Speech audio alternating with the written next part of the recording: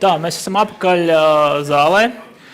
Signi ir nosēdusies tuvāk ar domu, kad viņi man palīdzēs vilkt no skatuves nost, kuri runā pāri laikam. Slēgsim ārā mikrofonu, jā, tā ir stratēģija.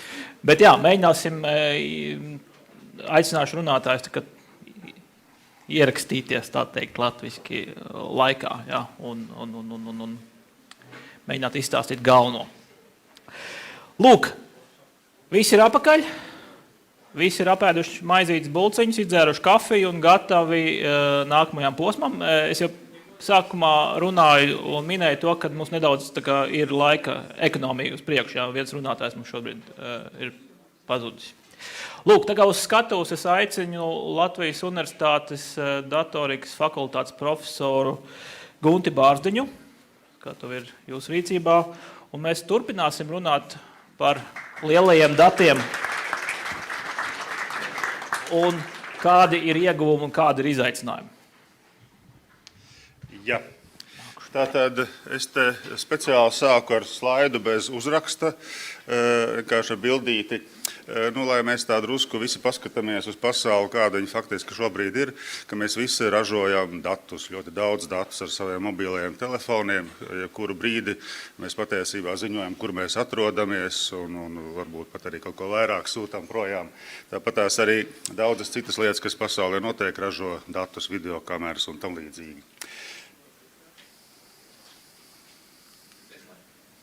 Tā, un tātad big data laikmeta ieguvumi un zaudējumi ir tas, par ko es te gribētu runāt.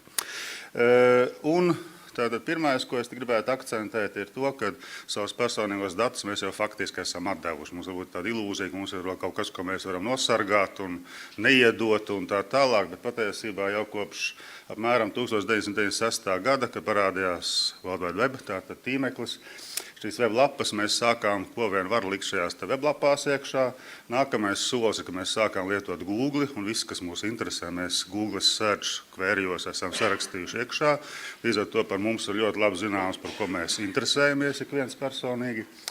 Kredītkartes, veikala lojalitātes kartes tika pieminēts, ka visu, ko mēs pērkam, līdz pēdējai cepuma paciņai viss tiek piereģistrēts. Ir zināms, ko mēs ēdam un tā tālāk. Tāpat tās Gmail, Facebooks, protams, te dati viss nonāk šajos serveros iekšā un tur arī paliek.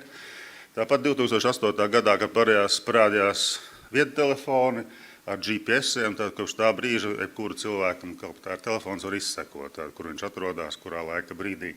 Un tas arī jau kaut kur pat tika pieminēts. Tāpat tās, teiksim, Microsoft Office aplikācijas, kas glabā dokumentus tīmeklī, cloudā, vai arī kaut kādas citas telefons, teiksim, backupojās cloudā, tas viss aiziet tur. Dažādas messaging aplikācijas, tur WhatsApp un tam līdzīgi, protams, viss aiziet projām. 2015. gads varbūt plus mīnus, kāds gads ir tas laiks, kad tas jau kļuva par valstu politiku aktīvi, sāktu laust un zakt datus, tos, kurus mēs paši neesam padarījuši publiskus. Tāpat tās pašbraucošās automašīnas un citi robotiņas, protams, visu filmē un sūta projām. Un ja vēl parādīsies lielā mērogā šis Internet of Things, tad vēl jau vairāk viss, kas pasaulē tiks aizsūtīts prom. Tā ilūzija, ka mēs vēl kaut ko varam paslēpt, laikam ir diezgan naiva. Bet mums varbūt liekas, ka tie dati, kurus mēs ražojam, viņi kaut kur aiziet kosmosā un pazūd. Diemžēl tā tas nav. Tātad noķertos datus, protams, ir dārgi, katrs individuāli to nevar atļauties, bet, ja mums ir pietiekami lieli datu centri, tāpēc es saku, big data ir big money, lai tos datus sakrātu, noķertu un glabātu un apstrādātu, tad viņus var noķert un var apstrādāt. Par cik tā lieta ir dārga, tad ar šo lielo datu ķeršanu un apstrādāšanu, protams, nodarboties var tikai tie, kas to var atļauties pa lielam. Tātad tie slavenākie lielo datu ķērāji, glabātāji pasaulē, un atcīmredzot ir Google, kas ir visa weba kopiju savākšana, arī tas, ko mēs katrs meklējam, ir skaidri zināms. Facebookā, protams, mēs paši visu sarakstam iekšā, Twitterī sarakstam, tāpat tās Microsoft šī operētāja sistēma un programmas sūta datus projām, ko mēs darām. Tāpat tās Apple ļauj backupot cloudā lietas, visu, ko mēs pērkam, ja braucam ar automašīnu, visu informāciju arī aiziet pie šiem te lielo datu īpašniekiem, ja tā varētu teikt. Bet tie ir kaut kādā ziņā tie labie un mums labi zināmi, un mēs kaut kādā ziņā samierinamies, ka tās vērtības, kas nāk pretī, ir tā vērtas, lai to privātumu zaudētu. Bet ir arī citas kompānijas, kuras diez vai jūs būsiet daudz dzirdējuši, piemēram, tāda Palantir Technologies, Strategic Communications Lab un Cambridge Analytica. Tās ir vēl citas kompānijas, protams, tas šis saraksts nav pilns, kas šos lielos datus vāc. Un tāda atšķirība ir, kad šīs te augšējā grupa, viņi lieto šīs te mākslīgā intelekta mašīnu mācīšanās lietas, lai mums kaut ko atvieglotu darīt. Tas ir tas viņu centrālais mērķis, vai mašīna pati brauc, vai Google labāk meklēt, vai tam līdzīgi. Tur ir tas mākslīgais intelekts un mašīnu mācīšanās. Savukārt, tā apakšējā grupa, tās ir tā saucamās data science kompānijas. Tad izrādās tos lielos datus var lietot divos veidos. No viņiem var mācīties dators, un otrs ir, ka cilvēki vienkārši par viņiem rakņājās. Pa svešiem datiem, ja tā varētu teikt. Protams, tas data science arī ir zinātne tādā ziņā, ka mums tie dati ir jātīra, jāapstrādā, korelācijas jāmeklē un tā tālāk. Tik vienkārši nav, vienkārši skatās un ar aci pēta. Bet lielām tā ir vienkārši rakņāšanās pa svešiem datiem. Un tātad no tiem lieliem datiem rodās datu produkti, tāpēc tas viss tiek vispār darīts. Tā lielā nauda grūž iekšā, viņai arī kaut kam ir jānāk ārā. Tātad augšējai grupai mēs jau zinām, priekš kam tie dati tiek vākti un ko tas dod, ka mēs varam veikt mašīnu tulkošanu, meklēt lietas un atrast kaut ko mums, teiksim, pasaka, ko mums vajadzētu izlasīt un tam līdzīgi. To mēs tā kā zinām. Bet tātad šie data science produkti ir kaut kas, ko mēs varbūt stipri mazāk par viņiem zinām. Tātad Palantir Technologies ir apmēram jau 10 gadus, viņi nodarbojās ar masu, tā teikt, novērošanu. Pamatā Amerikas dažādas drošības iestādes lieto šo programmatūru. Strategic Communications Labs ir pirmā, kas sāka šīs tehnoloģijas lietot šim hibrīdajam karam faktiski. Un tas, kad, teiksim, mūsu kaimiņu valsts Krievija ir šo tehnoloģiju veiksmīgi pārņēmusi, mēs patiesībā viņi varbūt pat nav pirmie, kas to izgudroja, viņi varbūt lielākā mērogā to lieto. Un trešā kompānija, Cambridge Analytica, nodarbojās ar tā saucamo ocean psihometrijas mērīšanu. Un tātad tas, ko viņi saka, ir, kad viņi vāc cilvēku individu uzvedības datus. Un pēc tam viņus profilē. Un tātad viņi savā weblapā skaidri un gaiši raksta, ka viņi ir par 220 miljoniem amerikāņu savākuši 5000 aptuveni parametrus, kā viņu sauc, kur viņš dzīvo, ģeogrāfiskās koordinātas, kādiem ir automašīna un vēl daudz ko citu. Un izrādās, ka šiem īpaši psihometriskajiem biometrijas datiem var ļoti labi patiesībā marketēt lietas. Tātad tas viņu lielākais mārketinga sasniegums, ka viņi piedalījās pēdējās Amerikas vēlēšanās, organizēja šos datus republikāņu kampaņai, un tātad viņi tiek atzīti, ka viņi patiesībā lielu ieguldījumu deva tajā iznākumā, kas tur notika. Bet izrādās, ka viņi jau pirms tam piedalījās arī Brexit organizēšanā, tā kā kaut kādas paralēlas jau sāk iezīmēties. Un tāpēc varbūt būtu vērts papētīt to metodu, to ocean metodu, ko tad viņi tur faktiski lieto. Un tātad viņas pamatā ir tāds vārds kā micro-targeting, kas nozīmē, ka visa reklāma, viss, ko mēs sūtām cilvēkiem, ir jāsūta katram individuāli. Nevis kaut kas jākar pie sienām, liela plakāta, bet katram izpētot viņam psihogrāfisko profilu, var izdomāt, ko viņam vajag aizsūtīt, lai viņš rīkotos tā un šitā. Bet tātad šī pēdējā kampaņa nebija pirmā patiesībā, kad Obamu vēlēja 2012. gadā jau to pašu lietot, ka toreiz tās tehnoloģijas nebija tik attīstītas. Un tas, kas pēc 4 gadiem ir noticis, kad tātad viens bagāts republikāņu donors nodibināja šo Cambridge Analytica kompāniju, un par šo laiku tāds Mikals Kosinskis izdomāja vienu elegantu metodi, kā šos psihogrāfiskos profilus var patiesībā no Facebooka profīliem izvilkt laukā. Tātad, kā tas darbojās? Tātad tas ocean modelis nozīmē to, ka cilvēkam ir jāatbild uz 50 jautājumiem. Pirmie 7 ir drusku lielāk uzrakstīti. I have a vivid imagination. Jums ir 5 punktu skalā jāpasaka, vai tā ir vai tā nav. I believe in the importance of art. Atkal, vai jums māksla ir svarīga vai nav. Tad jūs tos 50 jautājumus atbildiet. tad par jums var pateikt ļoti daudz. Nu, tā, tas varētu izskatīties drusku pēc tāda horoskopa. Tad šeit es pats atbildēju uz tiem 50 jautājumiem. Tātad. Un tas ocean nozīmē to, ka viņi patiesībā mēra 5 tā saucamos 5 lielos cilvēka psihometriskos parametrus - atvērtība, tāda organizētība, ja varētu teikt, tāda mērķtiecība, C, consciousness, tālāk extraversion, tas ir mūsu atvērtība pret cilvēkiem, tad pirmais bija atvērtība pret jaunām idejām. Agreeableness ir tas, ka cik mēs jūtam līdz citiem cilvēkiem, mēs sabiedrības intereses stādām augstāk par saviem, un neurotisms ir tas, vai es esmu nervozs vai nē. Nu, tad var redzēt, ka es esmu ļoti nervozs un ļoti atvērts jaunām idejām, bet neesmu pārāk ekstraverts, un citu labumus man tā drusku varbūt interesē. Bet tātad, kamēr par vienu cilvēku mēs to darām, tas ir vienkārši tāds interesants nodarbošanās. Bet tātad tas, ko Cambridge Analytica izdarīja, ka viņi to izdarīja visiem 220 miljoniem pieaugušu amerikāņu. Un tad viņi, protams, nevarēja piespiest viņus visus atbildēt uz šiem 50 jautājumiem, bet izrādās, ka jūs 10 000 cilvēkiem lieciet atbildēt uz šiem jautājumiem un apskatieties šo pašu 10 000 cilvēku Facebook profīlus, tad jūs par pārējiem 219 miljoniem jau varētu izrēķināt, patiesībā, ko viņi būtu atbildējuši. Līdz ar to viņiem šos te profilus var noteikt. Jā, nu un tātad tie ir tie dati, ko viņi pilnīgi neslēp, ka viņi pret visiem amerikāņiem ir savākuši. Tātad vecums, dzimums, tur reliģiskā piedarība tā tālāk, kāda automašīna, kāda māja piedara un arī tātad šie te ocean parametri tā skaitā.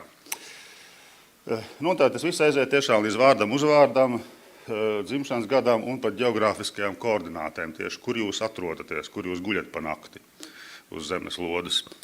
Tātad tas viss tur tajā video, ko es beigās parādīšu, tur ir redzams. Nu, un tā tad varētu jautāt, vai tas ir kaut kas briesmīgs, ko viņi dara, vai tas ir brīnišķīgs izgudrojums. Es nezinu, kā jums liekas. Nu, pirmajā brīdī man likās, tas ir šausmīgi un tā tālāk, bet no otras puses sāk domāt, pulksta jau nevar atpakaļ pagriezt. Ja tā lieta ir izgudrota, viņa būs. Mēs nevaram aizvērt acis un vienkārši viņu ignorēt. Tad patiesībā tas ir brīnišķīgs izgudrojums. Nu, un tā tad tīri tehniski tā tas, ko viņi saka, ka viņi var apmēram no 70 Facebooka laikiem jau patiesībā rekonstruēt jūsu šo tā ocean profilu, kas jums patīk. Un tas ir nonācis tik tālu, ka patiesībā jūsu fotogrāfijas vienkārši no attēla var jau noteikt, kāds jūs esiet nervos, atvērts vai slēgts vai kā savādāk. Kad arī tas darbojās. Nu, lūk. Nu, un tātad, ja tas psihometriskais profils ir noteikts, tad tādā gadījumā var jau sākt jūs ietekmēt. Nu, tā ir viens piemērs, ka, teiksim, ja jums ir privāta pludmale, jūs varat pateikt, ka tā ir privāta pludmale un ka tur nevajadzētu citiem iet. Un tad viņš saka, ka tas labi nestrādā, ka labāk būtu pateikt, ka tur ir haizivis ūdenī redzētas, un tāpēc tur nevajadzētu varbūt peldēties. Nu, un tā tad pirmajā brīdī varētu likties tāda nevainīga mānīšanās, bet patiesībā jau tas ir tas fake news, par ko mēs visi uztraucamies, ka tas mērķis ietekmēt otru ir svarīgāks par to, vai tas, ko mēs rakstām, ir pareizs. Nu, un tā tad, ja jūs palasītu Forbes žurnālu, tad tur arī melns uz balta rakstīts, ka tātad Cambridge Analytica bija viens no ieročiem, kurus šī Trumpa kampaņa lietoja, lai šo kampaņu realizētu. Nu, tātad, kad cilvēki gāja klauvēt tur pie durvīm un kaut ko aģitēt, viņi jau zināja šī cilvēka, kas atvērs durvis, koordinātas un psihometrisko profilu, un zināja, kā ar viņu runāt. Nu, lūk, nu, un tātad, tas pats jautājums, tātad, vai mums tas ir slikti vai labi. Nu, un es gribētu teikt, ka patiesībā tas jautājums ir, vai mēs to tehnoloģiju lietojam vai ļaujam citiem mūs manipulēt. Patiesībā jautājums ir jāstāda tā, ka ja mēs te Latvijā vai Eiropā strikti ierobežojam, ko drīkst, ko nedrīkst, tad citas valstis mūs manipulēs, nevis mēs paši sevi vadīsim. Tā kā jautājums ir diezgan smags šeit. Nu tā, nu un tā tad... Varbūt šajā brīdī es gribētu laist video vaļā. Tātad, lai jūs redzētu, ka tas, ko es stāstu, nav pasakas. Nu, tātad. But obviously influences how you vote. Var pa visu So ekrānu. how is this possible? Well, at Cambridge, we've rolled out a long-form quantitative instrument to probe the underlying traits that inform personality. This is the cutting edge in experimental psychology known as the OCEAN model. OCEAN being an acronym for openness, how open you are to new experiences. Conscientiousness, whether you prefer order and habits and planning in your life. Extroversion, how social you are. Agreeableness, whether you put other people's needs and society and community ahead of yourself. And finally, neuroticism, a measurement of how much you tend to worry. By having hundreds and hundreds of thousands of Americans undertake this survey, we were able to form a model to predict the personality of every single adult in the United States of America. So how does this impact marketing and communications in elections? For a primary, the Second Amendment might be a popular issue amongst the electorate. If you know the personality of the people you're targeting, you can nuance your messaging to resonate more effectively with those key audience groups. So, for a highly neurotic and conscientious audience, you're going to need a message that is rational and fear-based or emotionally based. In this case, the threat of a burglary and the insurance policy of a gun is very persuasive. Conversely, for a closed and agreeable audience, these are people who care about tradition and habits and family and community. This could be the grandfather who taught his son to shoot and the father who will in turn teach his son. Obviously, talking about these values is going to be much more effective in communicating your message. The second leg of the stool, data analytics. Communication is fundamentally changing. Back in the days of Mad Men, communication was essentially top-down. That is, it's creative-led. Brilliant minds get together and come up with slogans like beans means Heinz and Coca-Cola is it, and they push these messages onto the audience in the hope that they resonate. Today, we don't need to guess at what creative solution may or may not work. We can use hundreds or thousands of individual data points on our target audiences to understand exactly which messages are going to appeal to which audiences way before the creative process starts. So what is big data? Big data is really the aggregation of as many individual data points that you can possibly get your hands on, which are then synthesized in one database of record, cleaned or hygiened, and then used to inform and create insight on your target audience. This could include demographic and geographic factors, age, gender, ethnicity, religion, and so forth.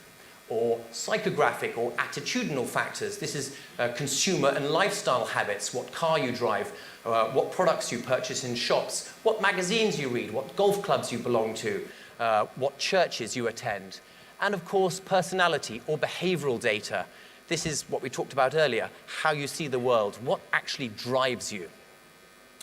The easiest way to illustrate big data in action is through a real-life example. This is a data dashboard that we prepared for the Cruz campaign for the Iowa caucus. It looks intimidating, but it's actually very simple. You have a matrix here on the x-axis, partisanship value. Hardcore Republicans on the right, Democrats on the left, and on the y-axis, people's likelihood to turn out, to go and caucus. The people at the top, highly likely, the people at the bottom, not at all. So already this information is quite helpful to a campaign manager. But if we select some segments within this matrix, it becomes even more powerful.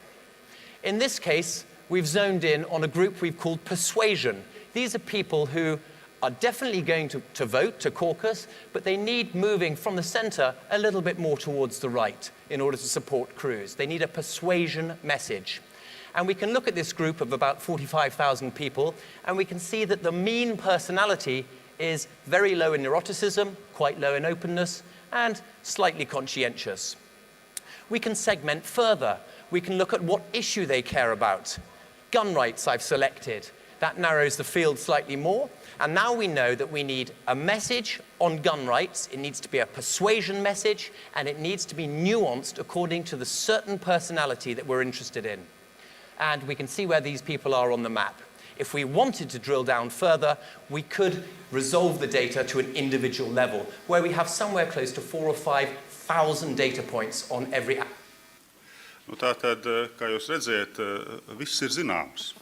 Lielie dati nozīmē, ka ir zināms, kur jūs atrodaties kartē, vārds, uzvārds, koordinātas un tā tālāk. Tā kā, es domāju, ka ir diezgan naivi domāt, ka tas attiecās tikai uz amerikāņiem. Tas, kad mēs neesam tādā datu bāzē līdzīgā iekšā, jo laikam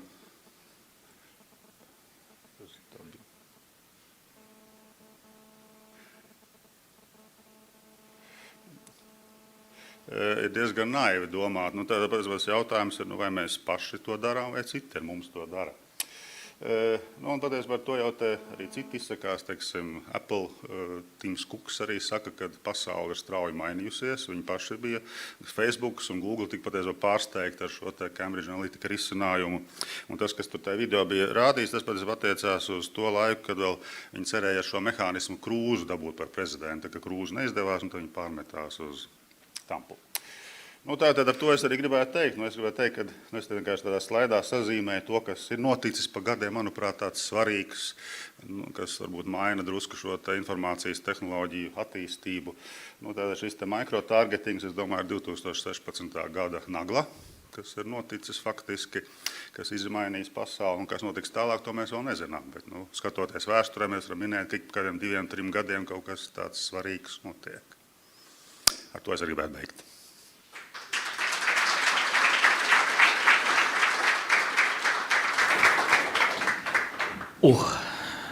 Iespaidīgi. Jautājumi?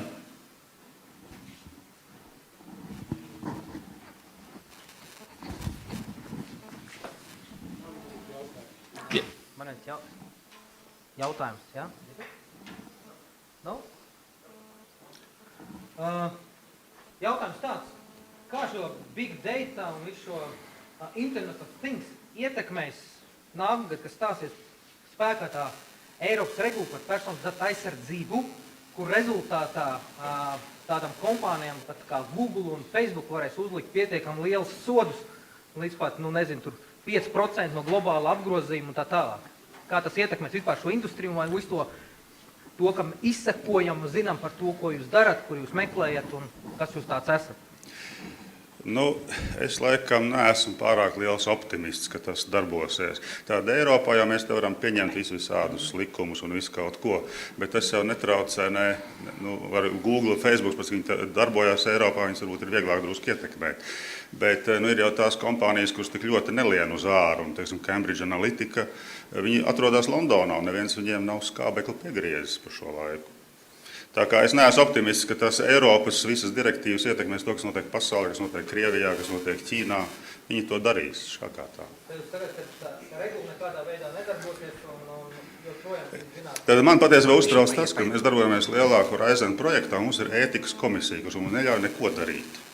Ne vārdus, ne uzvārdus, ne vispār, ka mūsu darbs nedrīkst nevienu darba vietu samazināt. Viņus uztrauc un tas, bet citur pasaulē tas notiek. Tātad, līdz ar to mēs patiesībā sasienam rokas Eiropas cilvēkiem, bet tie, kas ir ārpus Eiropas, turpina darīt. Nezinu, vai tas ir pareizi.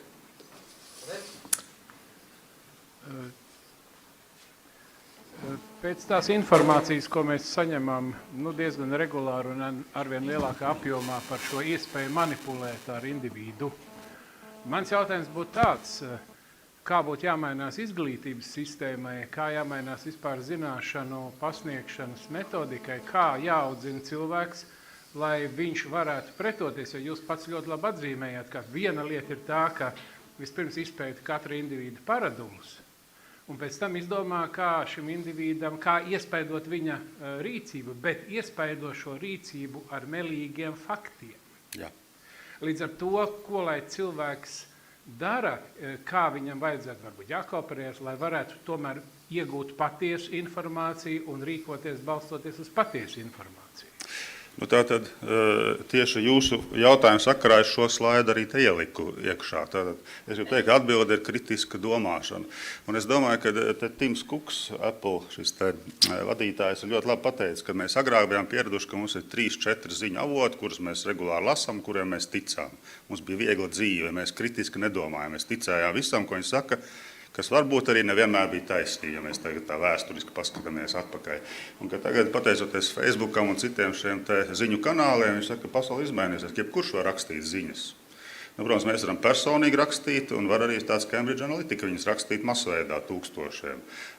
Un līdz ar to vairs nav šī klasiskā prese, kura tiek pakļauta kaut kādiem ētikas standartiem un kontrolēm, kad katrs var publicēt, ko viņš grib. Un tas ir jauna situācija. Un tātad, es domāju, ka tā ir problēma gan presē, gan visiem, un arī pašiem lasītājiem, ka tā kritiskā domāšana, ka mums ir jāsāk izsvērt, kas ir, kas nav patiesība, tas ir atvērts jautājums tagad. Varbūt deep learning tur var palīdzēt. Jā, paldies par prezentāciju un par atbildēm. Tas būtu interesanti, ka deep learning, ka mašīna mācīšanās palīdzētu mums iegūt, skatīties caur kritisko domāšanu uz to informāciju, kādu mēs saņemam mūsdienās.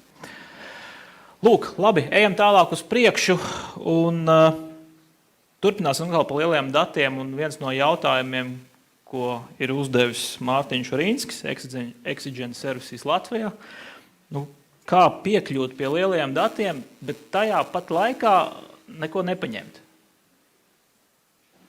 Lūdzu.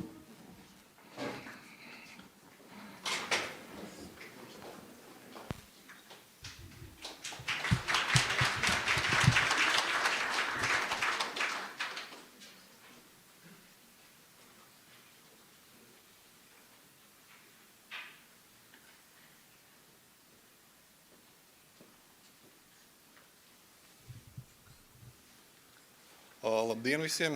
Šodien es stāstīšu par to, kā piekļūt datiem. Bet vispirms viens jautājums publikai.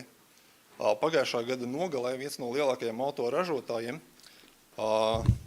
paziņoja par to, ka ir pieejami publiskajā mākonī virkne pakalpojumi, servisi, ar kuriem var kontrolēt auto.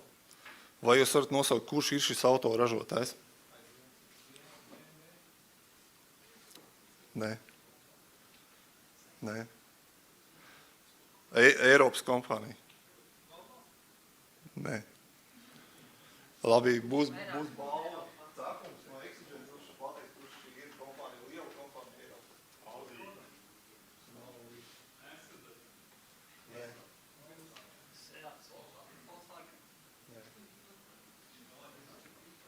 Eiropā ir vēl liels autokompānijas.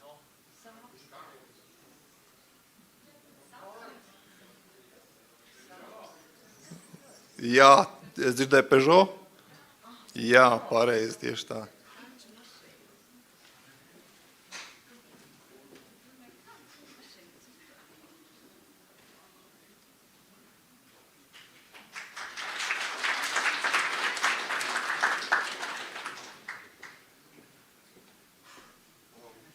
Kā jau iepriekšējās prezentācijās tika arī minēts, ka faktiski piekļuvi datiem un piekļuvi dažādiem servisiem jau šobrīd ir.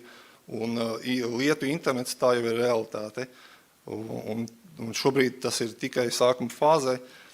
Nākotnē tas varētu vēl tālāk attīstīties. Līdz ar to šobrīd es stāstīšu par to, kā racionāli veidot servisus, kā šos servisus varētu publicēt un kā viņiem racionāli piekļūt efektīvā veidā. Ievadā par to, kas tad piedalās šajā te komunikācijā. Protams, viens ir pakalpojumu sniedzējs, jeb datu sniedzējs, un otra puse ir pakalpojumu ņēmējs, jeb datu ņēmējs, kā šeit ilustratīvi ir attēlots rokas, kas nodod šo te datu paku no vienām rokām otrās. Interfejs, jeb saziņas protokols, šī gadījumā ir rokas, kas tiek nodots no vienas rokas otrās. IT sfērā, tur, protams, ir dažādi protokoli, kādus mēs izmantojam. Un šie te protokoli izmantošana lielākā apjomā nozīmē piekļuvi pie lieliem datiem masveidā, līdz ar to mēs strādājam ar lieliem datiem. Svarīgi ir saprast to, ka šobrīd eksistē virkni dažādu protokolu saziņas, un lai labāk saprastu, nedaudz ieskatīsimies arī vēsturē, kas tika minēts jau iepriekšējā prezentācijā.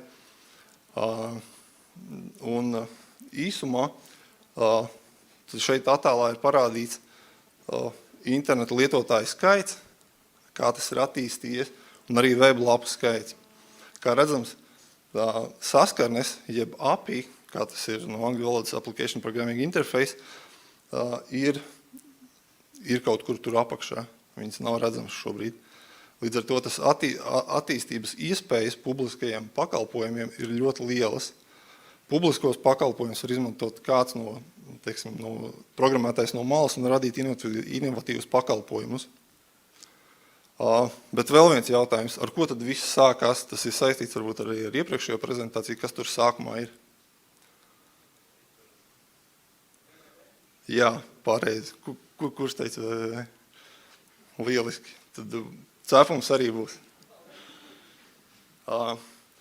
Tas, kas mums interesē, protams, attīstās pirmie plaši pazīstamie portāli, bet tas, kas interesē no komunikācijas viedokļa, ir protokoli, ar kuriem var apmainīties jau tādā modernā veidā, plaši pazīstamā šobrīd. Pirmie šie te koncepti saziņai ir SOAP1 protokols un XML, kas ir kaut kur 90. gadu beigas. Nākošais ir REST protokols, un daži populāri saiti vēl parādās, kas ir plaši pazīstami.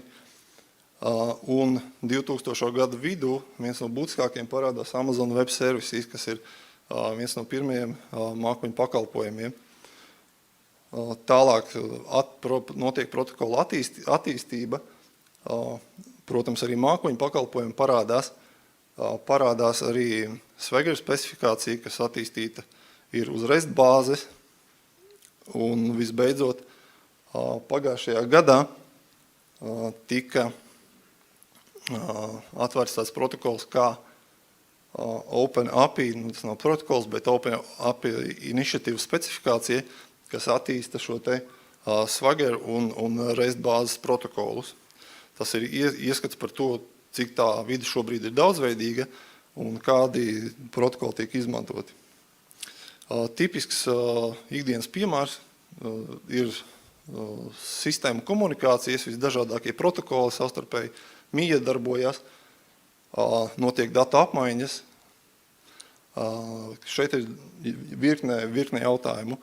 Ja mēs vēlamies izmantot, piemēram, plašāku mērogu skaitļošanu, kā piemēram mākonis, tad kā nodrošināties pret to, lai šis pakalpojums būtu pietiekoši ar augstu veiktspēju, lai šo te pakalpojumu varētu efektīvi piekļūt programmētāji no malas un viņiem nebūtu jāmācās lielas specifikācijas, kā mērīt šos te pieprasījumus, ja šis pakalpojums ir sniegts, piemēram, mākonī, ja es vēlos iekasēt par to samaksu, kā tas būtu realizējums dzīvē, šie visi jautājumi parādās. Protams, ir dažādi risinājumi. Viens no tiem ir izmantot API platformu, kas nodrošina jau šos iepriekšējās prezentācijas minētos drošības jautājumu pārvaldību, centralizēts drošības risinājums, kas cīnās un mēģina mazināt drošības risku par šādiem dažādiem injekcijām, minētajām un tā tālāk. Mērīšana centralizēta, kas palīdz kopumā mērīt šos te datu plūsmas, kas ienāk un iziet caur uzņēmumu, kā arī mazināt dažādu protokolu izmantošanu, lai padarītu pēc iespējas vienkāršāku dzīvi programmētājiem. Protams, ir dažādi ražotāji, dažādi piegādātāji, kas nodrošina šādas API platformas. Liela daļa ir komercprodukti, daļa no tiem ir atvērtā koda un arī nišas spēlētāji. Un tas tipiskais nišas spēlētājs ir daudz inovatīvāks, atvērtāks jaunām idejām un šos te produktus izmantot jau ar augstāku pievienoto vērtību. Taču nereti, protams, gadās, ka kādu no šiem mazajiem nišas spēlētājiem pārpāk kāds lielais valis un līdz ar to tad samazinās konkurence šajā jomā, bet parādās arī jauni. Tātad šobrīd gribētu demonstrēt tādu mazu piemēru no reālās dzīves, kur tiek iesaistītas divas puses. Viena ir pakalpojums sniedzējs, kas ir attēlots šeit ar ar SOAP protokolu, un otrā pusē ir uzņēmums, kurš izmanto REST protokolu, jo ir vairāki argumenti. Uzņēmumā ir programmētāji, kas, protams, visas tehnoloģijas nepārzina, viņi zina ļoti labi REST, un līdz ar to viņu vēlme ir izmantot šo te protokolu tālākai saziņai, un arī virknē citas sistēma viņi to izmanto. No otras puses ir pakalpojums sniedzējs, kuram ir jānodrošina pietiek augsta drošība, tā, lai kaut kas pa vidu nepazustu.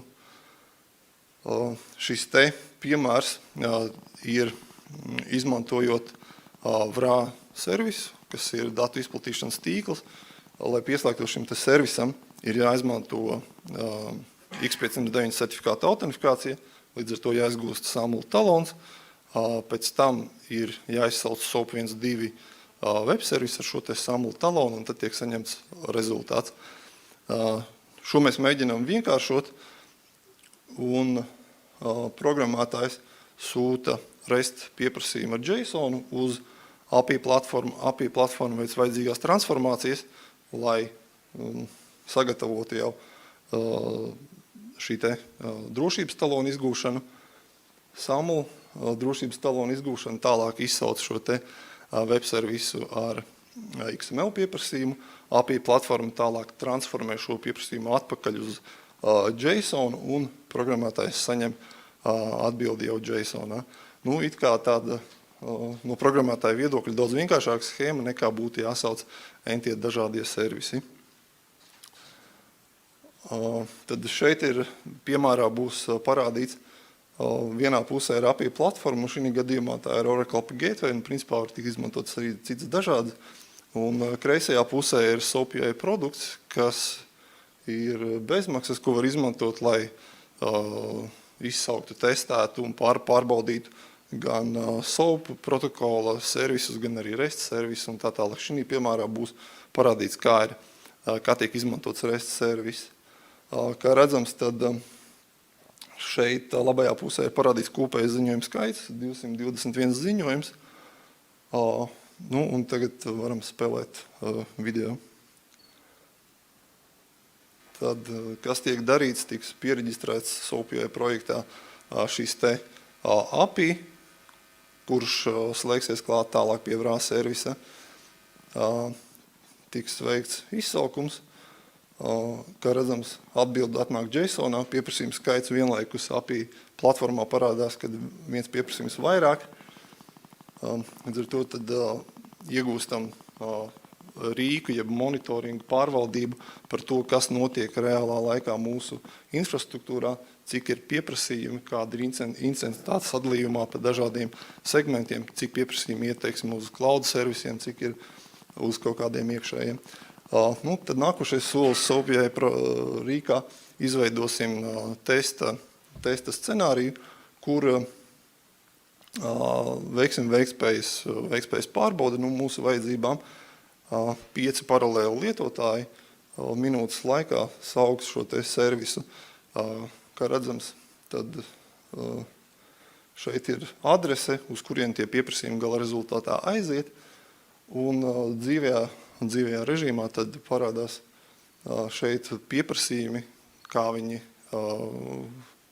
pieprasījumi, teiksim tā, daudzums laika momentā. Un no klienta viedokļa pieprasījumi tiek sūtīti uz šo te API platformu. Iegūstam vairākas lietas. Tas ir, mēs varam pielāgot šos servisus tādus, kādi mums ir nepieciešami. Vienkāršot darbu programmētājiem un vienlaikus nezaudējot drošību, jo šī izmantojot platformu, mēs varam kontrolēt ne tikai izējošo, bet arī ienākošo plūsmu.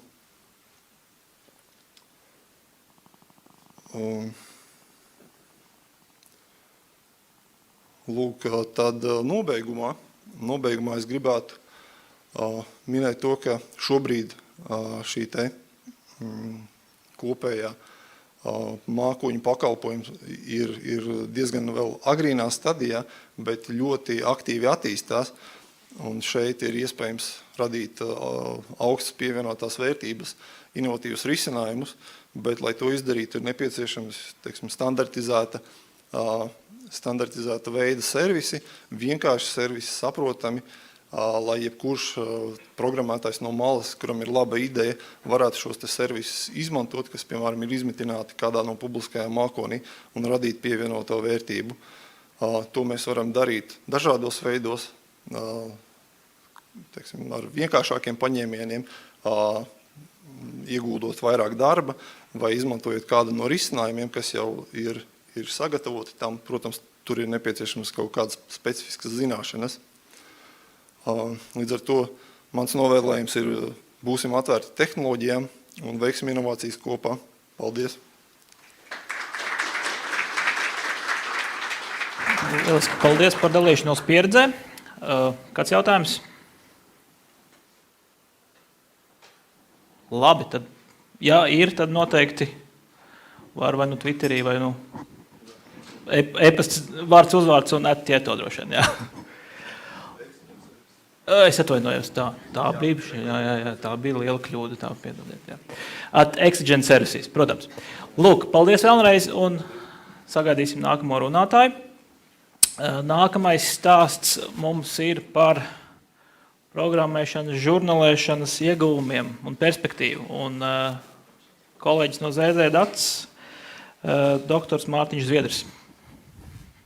Jā.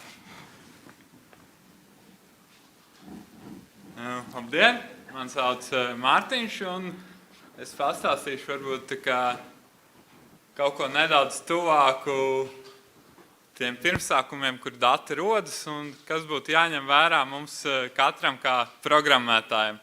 Un šī tēma varbūt ir vairāk tieši specificēta jaunajiem programmētājiem, par ko viņiem vajadzētu padomāt, darot savu darbu.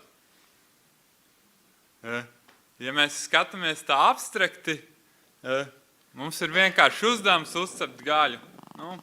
Mēs nopērkam gaļu, ieliekam leduskapī, pēc laika mēs viņu izņemam, uzliekam uz pannas, izcepjam kādu laiku un galā ir ēdama gaļa, vai ne? Mums parasti viss izdodas labi. Tomēr eksistē situācijas, kad gaļa beigās sanāk negaršīga. Un tie varianti, kāpēc tas ir sanācis, ir ļoti daudz un dažādi. Piemēram, nopirkām gaļu, ielikām leduskapī, bet tur viņi nostāvēja 2 nedēļas, un tad, kad jau mēs cepām, viņi bija veca. Vai arī uzlikām uz pannas, cepām, aizgājām pastīties televizoru, atnācām, mums ir uz oglīti. Vēl situācija, kolēģis pirms mums uz pannas cepa zivis, mēs atnācām, bams, eļļa ir, uzcepsim gaļu, uzcepām gaļu, gaļa nav garšīga, garšo pēc zivs. Tādā situācijā mums ir svarīgi atbildēt uz 2 jautājumiem. Ko izdarījām ne tā un kas jāmaina, lai tas vairs neatkārtotos? Dzīvē, kad mēs cepam gaļu, mēs lielāko daļu informācijas atceramies galvā. Bet to, par ko šodien runā, arī dzīvē mums varētu būt Internet of Things, kas palīdzētu piefiksēt kaut kādas lietas, cik ilgi mēs cepam, kāda ir temperatūra un tam līdzīgi. Un tad pēc šīs piefiksētās informācijas jau analizēt, kas notika ne tā.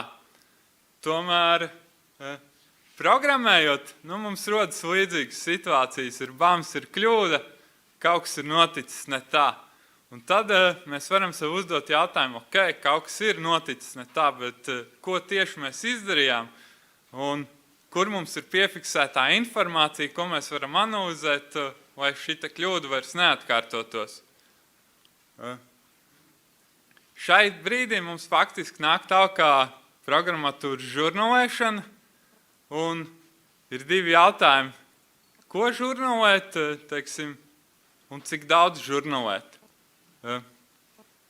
Ja mēs skatāmies, līdzīgi kā cepot gaļu, mēs varam pierakstīt, kad nopirkām gaļu, kur nopirkām, kad ielikām leduskapī temperatūru, cikos uzlikām uz panas, cikos noņēmām, cik ir grādi, bet tas būs ļoti sarežģīti, ja mums nav kaut kāds Internet of Things. Rezultātā mēs piereģistrējam savu galvā, kur nopirkām gaļu, cik ilgi cepām. Un faktiski tas ir viss. Programmatūras gadījumā mums vajadzētu piefiksēt kaut kādus secīgus soļus. Ideālā gadījumā tas ir, mēs piefiksējam lietotāju darbības. Lietotājs, teiksim, nospied pogu, mums notiek darbība, ir rezultāts. Mēs šo visu piefiksējam kā vienu ierakstu. Protams, to papildinam ar specifisku informāciju. Un ja mēs apskatām, kādu tieši informāciju mēs varam uzkrāt, mums ir 3 tādi dažādi veidi. Pirmā ir žurnālēšana, kas mums palīdz atbildēt uz jautājumu, kas notika. Līdz ar to mēs piefiksējam darbību, ko lietotājs ir veicis, varbūt no kādas operētājas sistēmas viņš ir veicis, bet mēs fiksējam tīri faktus. Notika tas, notika tas, notika tas. Kur mēs to izmantojam? Kā jau mēs redzējām, mums ir BAMS kļūda. Mēs ejam pie mūsu žurnāla, sākam viņš šķirstīt, skatāmies, kur ir kļūda, braucam ar pirkstu atpakaļ, izsekojam iepriekšējās darbības un spējam identificēt to vietu, kur tā kļūda ir notikusi. Otra interesantāka lieta ir mērījumi. Lietotājs izdara darbību, bet cik ilgi šī darbība vilkās. Un tas mums ir palīdz atbildēt uz jautājumu, kurā vietā mums programma strādā neoptimāli, kuras ir tās vietas, ko lietotāji izmanto ļoti bieži un viņi gribētu, lai tas strādā ātrāk. Trešais jautājums, par ko es šeit pārāk daudz nerunāšu, tā ir auditācija, kas to izdarīja.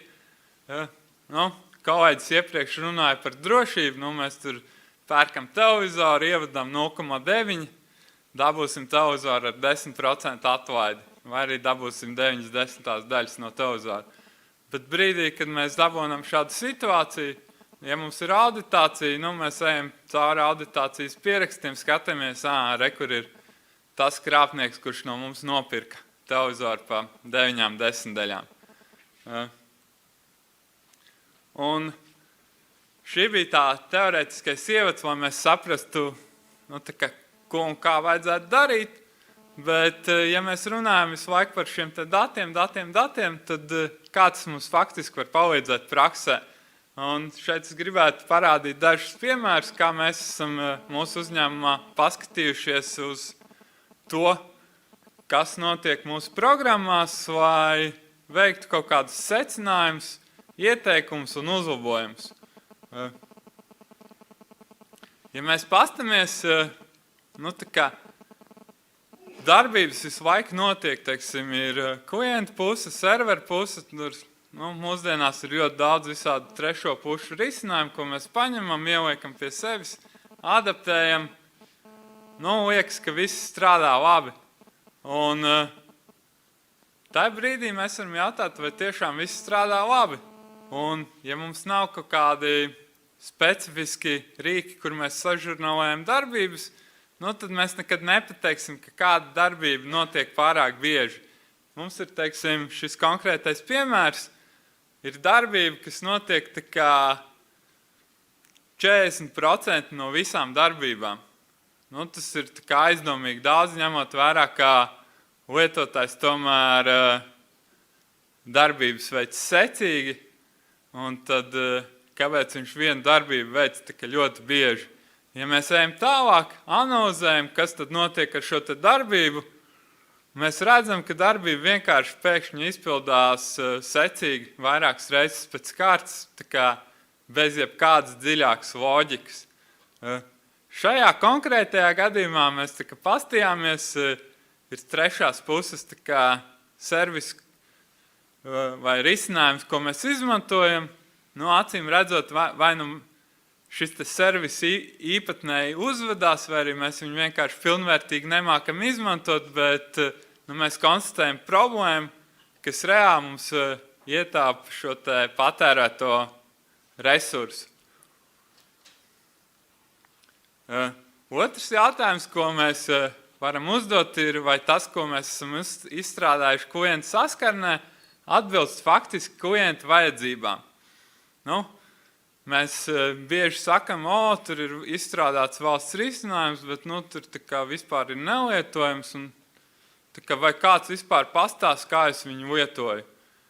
Ja mums ir konkrēts gadījums, mums ir, teiksim, filtra forma, mēs varam ievadīt dažādus šos te filtra vērtības, liekas, sākotnēji intuitīvi, uzliksim, lai visas filtra vērtības varētu ievadīt vienā vietā, lietotājiem, ko vajadzēs, to viņš ievadīs. Bet brīdī, kad lietotājs saka, ka man tas filtrs ir liels, man ir jādomā, kurā laukā, ko man ievadīt, ja mēs pastamies, cik daudz viņš vispār izmanto dažādas filtra vērtības, mēs varam pateikt, mums ir tur 3-4 filtra lauki, kas tiek ikdienā izmantoti, tos mēs varam atstāt redzamā vietā, un faktiski visus pārējos specifiskos filtrus mēs vienkārši varam noslēpt, jo klients to ikdienā neizmanto. Varbūt, ja tas ir kaut kāds filtra apgabals, ko izmanto priekšnieks, tad viņš teiks, nē, šito mēs nevaram noslēpt. Tad mums jau būtu jāveic vēl detalizēta analīze, lai noskaidrotu, teiksim, kādas ir filtra formas vai filtra šie tā lauki, ko izmanto priekšnieks, jo tas arī tad būtu jāņem vērā. Tāda vienkārša lieta, kad mums jau ir klienta servera aplikācija, ir, mēs katru reizi varam aizsūtīt pieprasījumu serverim, viņš mums atbildēs, vai ne? Nekas tāds kritisks. Bet, ja mēs pastamies, ka katru reizi, kad tas pieprasījums aiziet, datubāze nostrādā, resursi tiek patērēts, atbildi tiek saņemta. Vai tiešām katru reizi to vajag prasīt, jo, piemēram, klasifikātori, viņš mainās varbūt reizi mēnesī, reizi gadā, bet tā kā sesijas laikā mēs viņu pajautāsim 20 reizes. Faktiski, kad veicot 19 liekas darbības. Jā. Un pēdējais jautājums, ko mēs varam atbildēt, ir, kuras procedūras mums vispār ir vērts optimizēt. Ja mēs pastamies, mums ir 150 procedūras kopā, bet pastoties, cik daudz ir dažādi šeit izpildes laiki, mēs varam redzēt, ir top 5 procedūras, kuras aizņem daudz laiku, un vēl kaut kādas procedūras, kuras bieži izsauc. Un šajā gadījumā mēs varam tā kā pieķerties klāt top 3 procedūrām, kuras aizņem visvairāk laiku, un ja mēs tur ietaupīsim 10%, tad tas būs 6% no sistēmas laika. Tomēr, ja mēs skatāmies uz nākotnes perspektīvu par žurnāliem, lieliem datiem un kontekstu bāzētu lēmumu pieņemšanu, tad tas, kā mēs uzkrājam informāciju, mums var palīdzēt pateikt lietotājiem priekšā kaut kādas darbības, palielināt pogu, spiedu šeit. Arī mēs veicam pētījumu un izstrādājam risinājumu, lai veikt kontekstu bāzētu lēmumu pieņemšanu, veidot kaut kādas adaptīvas formas lietotājiem. Un šajā gadījumā ir tāds piemērs, kad lietotājiem ir jāsagatavo līgums, rēķins klientam, un viņš to var izdarīt automātiski, katru darbību veicot pats, vai arī viņš var teikt, man te ir viss skaidrs, vai uztais rēķinu, aizsūti klientam. Lietotāji ir dažādi, ir tādi, kas dara visu manuāli, ir tādi, kas visu dara, vai lielāko daļu dara automātiski, bet tas, ko mēs varam pateikt tiem, kas dara manuāli, tu dari daudz manuāli, tu īstenībā to dari lieki, labāk rekrutē ir liela poga automatizē. Un tādā veidā viņš varēs veikt darbību ātrāk. Un ir divas lietas, ko es gribētu, lai jūs paņemat līdzi. Pirmā lieta ir, mēs runājam par datiem, bet arī mēs kā programmētāji varam radīt datus, kas ir interesanti mums. Un, ja mēs paši viņus neuzkrājam, tad neviens cits to īsti nedarīs mūsu vietā. Un bez datiem mēs nevarēsim risināt problēmu. Un otra lieta ir, šie dati sniegs mums pašiem rekomendāciju izaugsmē. Mēs redzējām 4 piemērus. Kādā veidā mēs varam paņemt līdzi, ko mums vajag optimizēt, pie kā mums vajag piedomāt. Un, ja mēs būsim uzkrājuši datus, mēs varēsim izdarīt šos te secinājumus. Paldies! Liels paldies par prezentāciju un dalīšanos atkal pieredzē. Ir kādi jautājumi? Tad, ja nav, tad pēc tam noteikti varēs noķert un arī padiskutēt. Paldies! Tā, es saprotu, ka nākamā prezentācija ir angļu valodā, then we need to switch to English, or because the name is Remote Competence Evaluation of IT Master Program for Graduates. It's up to you. It's up to me. Profesors Boris Mišņevs, Transporta sakaru institūts. Jā, lūdzu.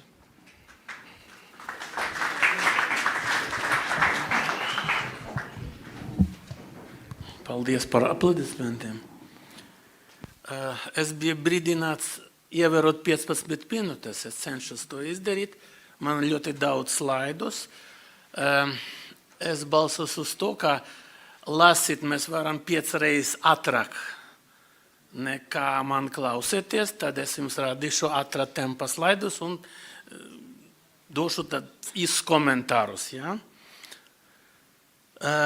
Mana prezentācija bišķiņā atšķirās no visu iepriekšējā, tāpēc, ka tur vairāk bija runa par kaut kādu nedzīvu programmatūru, tur kaut kādiem abstraktiem klientiem.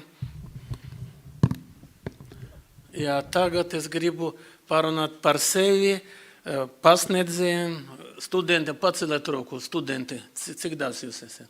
Jā, labi, un kāda daļa no jums ir IT studenti, paceliet roku? Gandrīz visi, ja? Tad runa būs par jums, ja?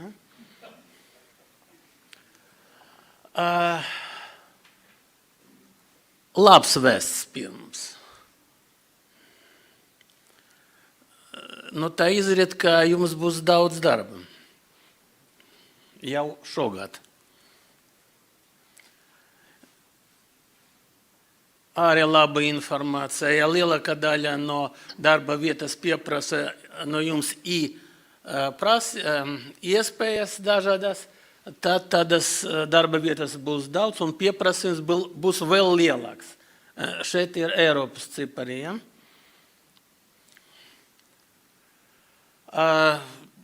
Cilvēki par šo domā, specialistus trūkst, ko izdarīt, lai piegādāt tādu specialistu mūsu IT industrijai. Ja? Ir daži dokumenti rakstīti, viens no tiem ir tāds e-skill manifesto, kaut kas līdzīgi agile manifesto. Jūs zināt, ja tādā ir tāds e-skill manifesto. Ne īpaši labs vēsts, kā Eiropa novērtē tādu rādītāju, kā, kur ir Uga? Šeit. E-leadership index ir tāds indeks, kur var skaitīt, un mēs tur esam, tā bišķiņ zemāk nekā vidēji līmenī, bet to arī mēs varam uzskatīt kā iespēja attīstīties uz augšu. Un tāpēc mēs palaidām vienu projektu, paldies Eiropas komisija, kura izdala naudiņu uz šo. Projekta nosaukums iSecret, bet viņš ir tāds publisks atkans. Viņš ir procesas, būs pabeigts tikai šo gada septembrī, un ir veltīts, atslēgt vārds šeit ir competence evaluation, master students competence evaluation, ja? To, ko grib saņemt IT industrijā. 6 valsti piedalās, Polija, Spānija, Bulgārija, Grieķija, Lietuva un mēs. Mums ir portāls, jūs varat apmeklēt, tur izrakstīts. Kādi mērķi bija? Mēs gribam, tā kā akademiska vide pieņemts pirms. Mums ir metodoloģija, pēc tam mēs apskatījām, kas ir pasaule Eiropā. Otrais šeit ir rakstīts, mūsu mērķis arī izstrādāt visi tagad šo dara internetu portālu speciālu. Tas būs mūsu galvenais līdzeklis, lai vērtēt kompetences. Mēs apskatījāmies ļoti daudz magistra līmeņa programmas, runājot par IT un Information Technologies, Software Engineering magistrantu programmas Eiropā. No tā mēs izvēlējāmies mūsu viedokļa no 6 valstīm bija eksperti tā pieprasītākās programmas. No tiem mēs izņemam ārā learning outcome, iespējams apmācības rezultātus, un uz to pamatā uztaisīsim savu tādu master programmu template, tādu kopumu, priekšmetu kopumu. Tas nav īsta programma, bet mums ir 24 priekšmeti, puse no viņiem mēs nosaucam kā pamatpriekšmeti, otrā puse 12 ir tā specializācijas priekšmeti, un galvenais, ka mēs definējam katram priekšmetam kompetences. Lai vērtēt katru, kas vēl ir svarīgi. Mēs neesam tie, kuri visas tās kompetences izgudrojam. Eiropas komisija jau izmantoja naudu un palaida dažus projektus, bet viņi bija veltīti kompetencijai, kura pieprasa darba devējs. Tagad šodien eksistē tāds rezultāts, kā tāds frameworks, ECF frameworks, kur aprakstīts 40 kompetences no IT industrijas. Ļoti detalizēti. Un viņi ir atklāti, jūs varat iet atbilstošā saita un apskatīties, kura darba vieta, kādus kompetences no jūs var pieprasīt, no Eiropas viedokļa. Tad mēs ņemam, cik iespējams, no tiem kompetencēm, pēc tam mūsu profesori no 6 universitātēm pielika klāt savu skatienu uz kompetencēm. Tur mēs sadalījām viņus uz akademiskus un profesionālus, tālāk jūs redzēsiet visu to. Un pēc tam, kā galu mērķis, izdomāta metodika, lai dot iespēju magistra programmas absolventiem vai magistrantiem pašiem, apmeklējot šo mūsu portālu, mērīt savas kompetences. No tā izriet ļoti interesanta lieta, ka varam būvēt, veidot jaunu magistra programmu, nevis skatīties uz priekšmetiem, bet uz kompetencēm. Tad mērķis būs ne apgūt priekšmetu, bet sasniegt apgūt kaut kādu kompetenci, kura var būt sadalīta starp dažiem priekšmetiem. Un visa tā tehnoloģija šeit ir parādīta, izstrādājām tās augtās rubrikas, kuri dot iespēju mērīt, ir tu tādā skālā aprakstī, kā es teicu, jau šodien ir tāda parauga magistra programma, 24 priekšmeti, un 2 pēdējie nav pabeigti darbi. Projektu prioritātes īsumā arī ir zinātniskais mērķis. Mēs balstāmies uz esošiem definīcijiem, kas tas ir kompetences, zināšanas, vispārējais, tas nav izgudrojums. Arī cik bija iespējams pārņemam no Eiropas projektiem struktūrāls idejas, kā es jau minēju, pamata ir 40 kompetences no e-competence framework projekta. Ļoti interesanti, ja kāds no jums vēl nebija tur un nezina, kā Eiropa redz mūsu kompetences, tad ir iet iekšā un apskatīt. Tur nosektas visas programmatūras izstrādes cikla fāzes. Sākot no analīze, plānošanas, analīze, izstrāde, testēšana, uzturēšana, viss tur ir detalizēti. Arī mēs bija piespiesti arī apvienot visu, ko mēs darām, European Qualification Framework, un ir Latvijas variants, lai atbilst augstākās izglītības prasībām. Ja? Tas arī ir strikti definēts.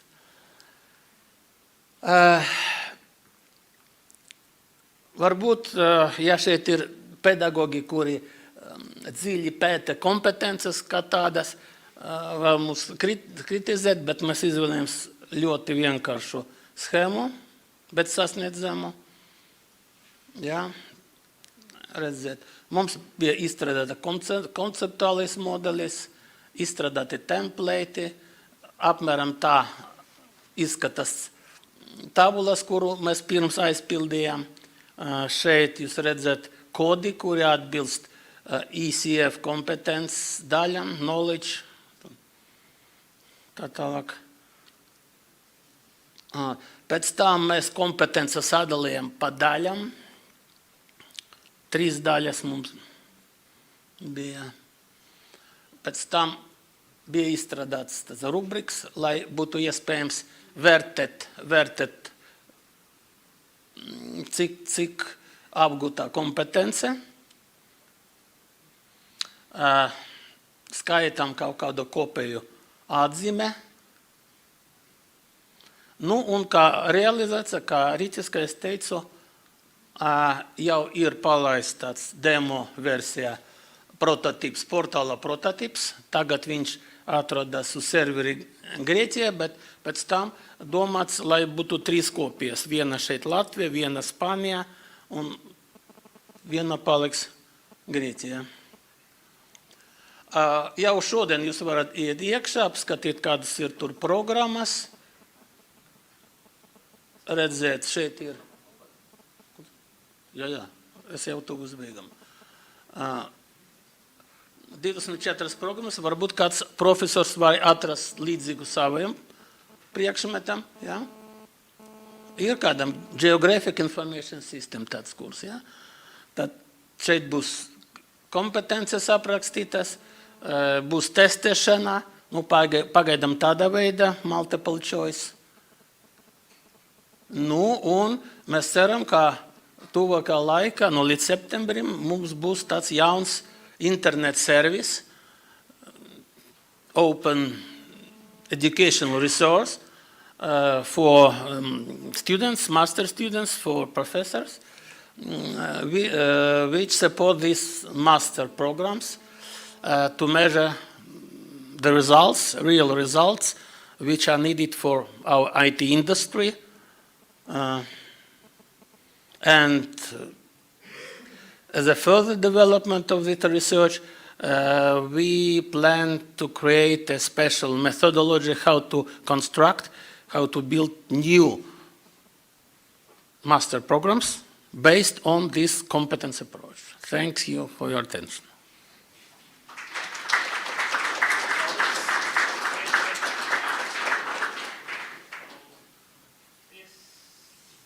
Paldies. Tieši 15 minūtes.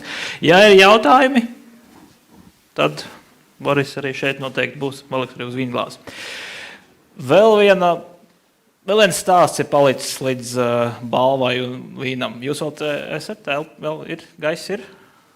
Nav? Tā. Drusciņi. Labi, saņemamies. Pēdējais stāsts. Un tas būs kāds interesants stāsts par personu sejas biometriju un to, kā šo seju varētu identificēt mobilajā lietotnē. Un Tomas Deļavka arī no Transporta un sakaru institūta. Lūdzu. Būs demo izskatās. Demo nebēs. Sveicināti. Mums bez divietā, jā. Tomas Zilavka un Jurijs Malahavs. Tātad pagājušo gadu pavasarī mēs pieņēmām lēmumu piedalīties zinātnīsku darbu izstrādāšanā. Un darba temats bija sejas atpazīšanas metodes. Un kāpēc mēs izvēlējāmies šo tēmu? Tāpēc, ka mums šķiet tas interesants un perspektīvs, bet vajag pateikt, ka šis temats bija mums nezināms. Nekas no visiem no mums, katram no mums tas bija jauns temats. Un vajag pateikt, ka mēs rakstījām šo darbu no nulles, bez priekšzināšanām. Mums nebija uzdevums sataisīt tādu sistēmu, kur pārspēja mūsdienīgas sistēmas lielas. Tādu mazu vienkārši paskatieties, kā tā strādā, un vēl paskatieties, kā tā strādā uz reālas ierīces, uz Android ierīces. Vispirms mēs, protams, ka visi citi pētnieciskos darbus sakām ar to, ka savācām visu nepieciešamo informāciju par mūsdienīgiem sejas atpazīšanas metodiem, tehnoloģiem, sistēmām. Un tad darba pirmā daļa bija saistīta ar informācijas meklēšanu un analīzi. Bet visinteresantākais, protams, bija darba praktiskajā daļā, kur mēs balstoties uz šito informāciju atrastu, mēs izstrādājam savu sejas atpazīšanas metodu. Un pēc metodas izstrādāšanas mēs gribējām to pārbaudīt uz reālas ierīces, kā es pateiktu jau. Un šim nolūkam mēs uzrakstījām smartphone aplikāciju. Neņemot vērā to, ka pieejai mūsu metodē bija trūkumi, tā veiksmīgi uzturēja mūsu testēšanu un galu galā mēs esam sasniegusi mūsu mērķi. Par to, ko mēs uzzinājām veicot šo darbu, kāds ir mūsu metodas princips un kāda ir ideja, un kā notika tā testēšana, mēs arī šodien gribam jums pastāstīt mūsu nelielu prezentāciju. Tā, tagad turpināšu laikam es, tas būs pa teorētisko daļu. Uz kuriem spiest? Kur? Jā. Tas tā kā šo slaidu es paradīšu bišķi vēlāk. Mums sanāk, ka mēs izvēlējāmies no dažādiem vairākiem pieejam, kas tā kā mēs varējām dabūt internetā un grāmatas lasot. Un, tā kā, visa informācija, ko mums bija pieejama. Mēs izvēlējāmies 3 metodes. Pirmais no tām metodām, kā atpazīst seju, tas bija galvenās komponentes metode. Ja? Tas ir metode, kas pārsvara. Vispirms tā bija pielietota statistika, lai tā kā samazinātu apgabalu, saglabājot īstas datus, kas bija vajadzīgas. Ja? Un mēs to metodu tā kā izmantojam savā pētnieciskā darbā, lai tā kā lai mazāk samazinātu datu apjomu, kas mums bija izmantots. Ja? Tā kā jūs redzat, laikam, šīs būs, jā. Tā kā jūs redzat ar šito tabuliņu, ka mēs to iedarbinājām, tā kā vispirms bija apmācīšana, kur mēs to metodu pielietojam, paskatījāmies, ka tas strādā, ka viņš atrod tā kā galvenās pazīmes sejai. Ja? Visu to pārveidojam par vektoriem. Ja? Pēc tam tas, kas mums bija testēšanas laikā, un mēs to tā kā approved, atvainojiet, apstiprinājām, jā, paldies. Tas, ka mēs apstiprinājām, ka pareizas jau datnes, jā, mēs to ievietojam datbāzē. Pēc tam mēs nofotografējam citus cilvēkus, to iedarbinājām mūsu algoritmu un skatījāmies, vai tas strādā, nestrādā, un pēc tam mēs pieņemam vēl vienu metodi, kas bija Viola Jones metode. Tas ir metode, kas principā nav metods, tas ir algoritms, ja? Kas strādā, ka viņš meklē kādus noteiktus objektus tekošas laikā vai nu tekošā fotografijā attēlam. Ja? Un mums bija noteikti vajag atrast vai nu sejas kādus unikālus elementus, ja? Vai nu kaut kādus vispār noteikti seju, vai tas attēla redzams ir seja, vai tā ir kaut kāds cits objekts. Ja? Šī metode mums arī viņu vajadzēja apmācīt, ja? Tāpēc mums arī bija testa attēli. Un arī bija vajadzīgs tā kā pārbauda reāli laikā, tā kā paskatīties, vai tas strādās vai nē. Un trešā metode, ko mēs gribējam tā kā iekļaut, bet pagaidām tas ir tā kā apstrādes stadijā, tas ir domās uz nākotnes tā kā iekļaušanu. Ja? Tas ir verifikācija pamatojoties uz 3-dimensiju modelīti, ja?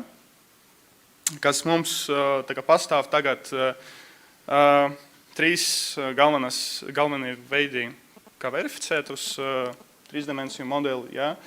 Tā kā viens, tas ir ar stereotipu.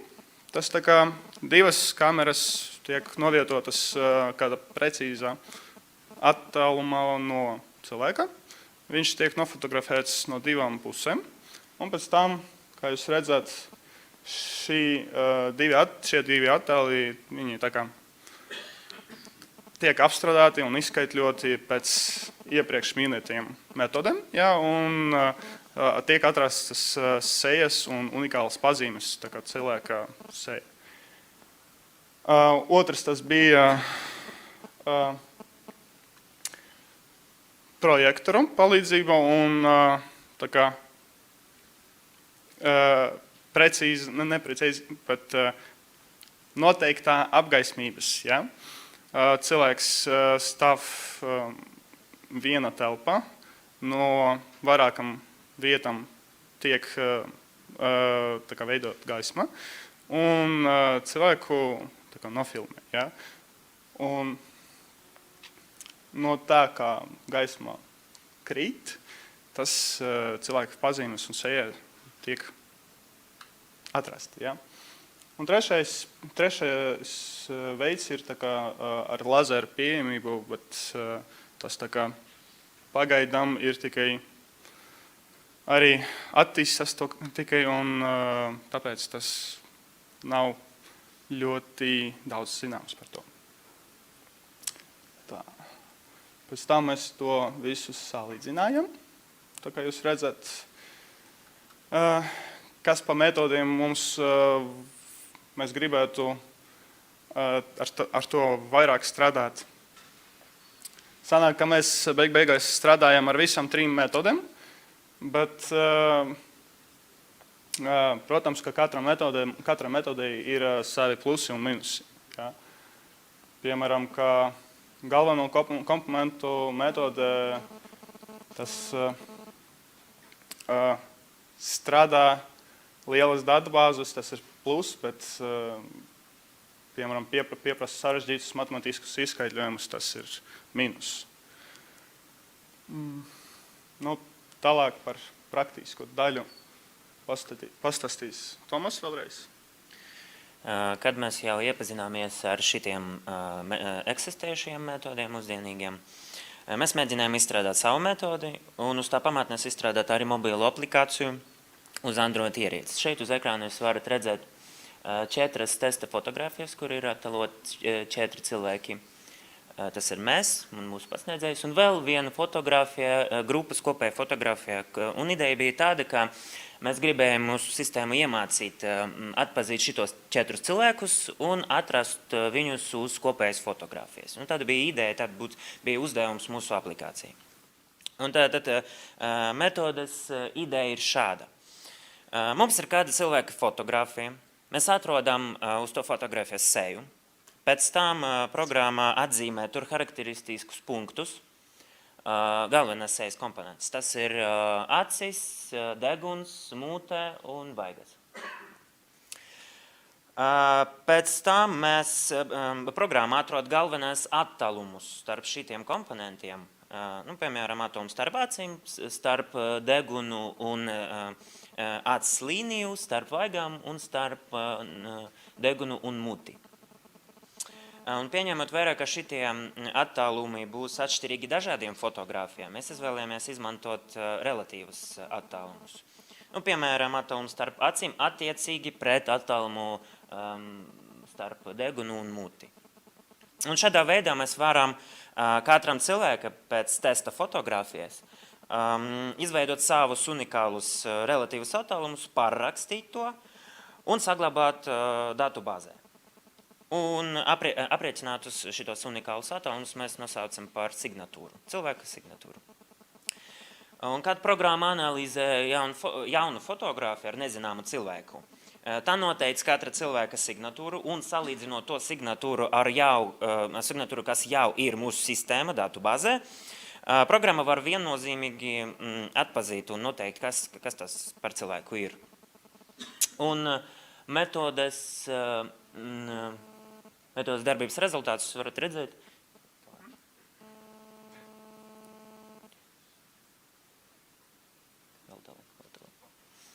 Rekar, mēs parakstījām, tur bija es, Jūrijs, jūs redzat, un tas ir mūsu metodas rezultāts. Bez kļūdām metoda atrada visus un pareizi parakstīja. Tātad mūsu darba mērķis bija sasniegts. Vajag pateikt, ka šī metoda, protams, nav ideāla. Tā ir daudz trūkumu. Pirmkārt, šī metode ļauj atpazīt cilvēkus, kuri uz fotogrāfiju ir attēloti tikai pretskatā un bez emocijām. Otrkārt, tā kā mēs, lai izveidotu unikālu signatūru cilvēkam, izmantojam tikai 4 galvenus komponentus un 3 attālumus, sistēma bija tā kā nestabila. Tas nozīmē, ka ar 4 cilvēkiem sistēmas strādā perfekti. Bet, ja cilvēku skaits palielināsies līdz, teiksim, 100, uzreiz kļūdu un nepareizu atpazīšanu koeficients uzreiz palielināsies arī. Bet šitās problēmas ir izcināmas, un tas nozīmē, ka mūsu darbs vēl nav pabeidzies. Mēs neesam pabeidzusi. Un visdrīzāk mēs turpināsim mūsu pētījumus un turpināsim izlabot un attīstīt mūsu metodu. Tā kā secinājums mums bija tā kā šī programma vēl ir tā kā izstrādājas stadija, un mums bija iespēja pat kontaktēt ar kompāniju, kas strādā ar aizsardzes sistēmām, un tā arī bija iespēja šito programmu, ko mēs izveidojam, lai tā palīdzētu cilvēkiem uzzināt, kas pat cilvēku viņu nofotografēja, kas tas pat cilvēks, viņš nospiež to pogu, un viņš, tas ir Jurijs, vai tas ir Ksenija, vai Tomas, kas redzat. Bet arī tā kompānija mums pateica, arī ir otrā puse šai programmai, ka šito programmu var iedarbināt arī aizsardzības joma, un tāpēc arī tas, ko es stāstīju par 3 dimensiju, ko var ievest tālākajā darbā. Šī programma varētu būt arī pieejama citvieta. Paldies par uzmanību. Paldies Jurijam un Tomasam. Ja kādi jautājumi, tad arī droši vien pie vīna pauzes, kas tūlīt būs. Tā kā paldies un... Paldies. Tā, ļoti ražīga diena ir pagājusi, galvas kūp un neliels sagurums jūsu sejā redzams, bet ir palicis vēl viens ļoti svarīgs notikums. Katru gadu sadarbībā Latvijas Universitātes datorikas fakultāte un Latvijas Universitātes matemātikas un informātikas institūtu tiek pasniegta Lēdijas Adas Lavleisas un Čārlza Bebiča balva. Un, lai šīs 2 balvas pasniegt, es aicinu uz skatuves Ignu Bāliņu un Juri Borzovu.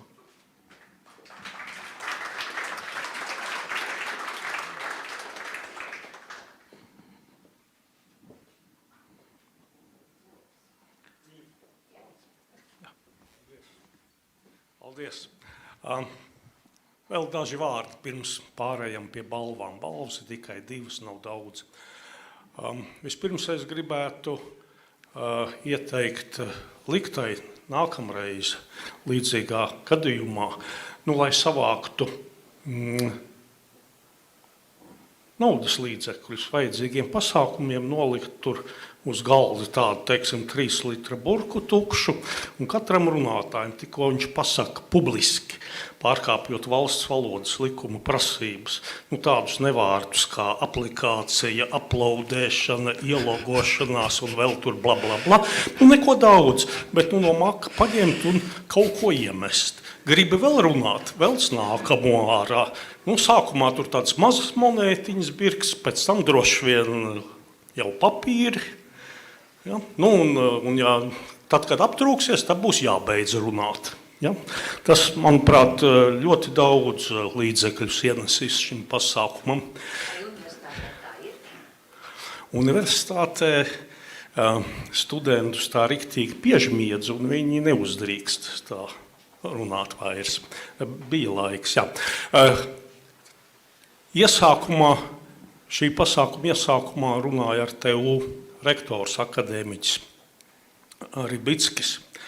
Es gribēju drusku papildināt viņa teikto. Viņš tur runāja, ka tajā vēsturiskajā ēkā, no kuras visas Latvijas augstskolas, ne visas, bet daudzas ir cēlušās vēsturiski, ir mācījies kāds Mihails Doļivo Dobrovoļskis, kas izrādās ir lielas elektrības speciālists, ko es nezināju. Bet es zinu par Doļivo Dobrovoļski kaut ko citu, ko varbūt, ka rektors pat nezina. Raņu bulvārī 19 ir saglabājies karceris, studentu cietums. 5. stāvā pašā augšā tas ir saglabājies vēl no 19. gadsimta vidus. Tur tupināja studentus par administratīviem pārkāpumiem. Par krimināliem, protams, pilsētas policija, bet par administratīviem tā bija pašas toreizējās augstskolas prerogatīva nosodīt. Piemēram, par laikā nenodotu bibliotekā grāmatu 2 sutkas diennaktis. Ja? Tur vesels saraksts bija, teiksim, par teātra izrādes traucēšanu, trokšņošanu teātra izrādē. Kādas teātra izrādes Raņu bulvārī 19? Nekādu, bet pārkanālam tur pretī bija, un joprojām ir tagad opera, toreiz Vācu teātrs. Tas nozīmē, ka tie pārkāpumi pat arī ārpus toreizējā Troņmantnieku bulvāra ēkas tika sodīti pašā augstskolā, kuru sauca par Politehnikum Curīga. Tad tur rektors mazliet kļūdījās, teikdams, ka Doļivo Dobrovoļskis esot mācījies Rīgas Politehniskā institūtā. Nē, sākums bija Politehnikum Curīga, vāciski runājoša augstskola. Par Politehnisko institūtu šī iestāde pārtapa 1896. gadā. Un tālāk es neturpināšu, bet tur ir tālāk ļoti interesanti vēsture, kā tas viss attīstījās. Lūk. Jā, bet par Doļivo Dobrovoļski es zinu teikt, lūko. Tajā karcerī ir saglabājušās apzīmētas sienas. Tur visādi teksti, zīmējumi. Acīm redzot, jā, visdižākais administratīvais sods bija par duelēšanos. 3 nedēļas. Jā, 3 nedēļas tur varēja ietupināt. Tad laika tiem ietupinātajiem tur bija daudz. Tad, lūk, vislielākais, visskaistākais zīmējums, tāds kā gandrīz ģērbonis, pa metru vismaz diametrā, tas ir taisni no Mihaila Doļivo Dobrovoļska uzzīmēts.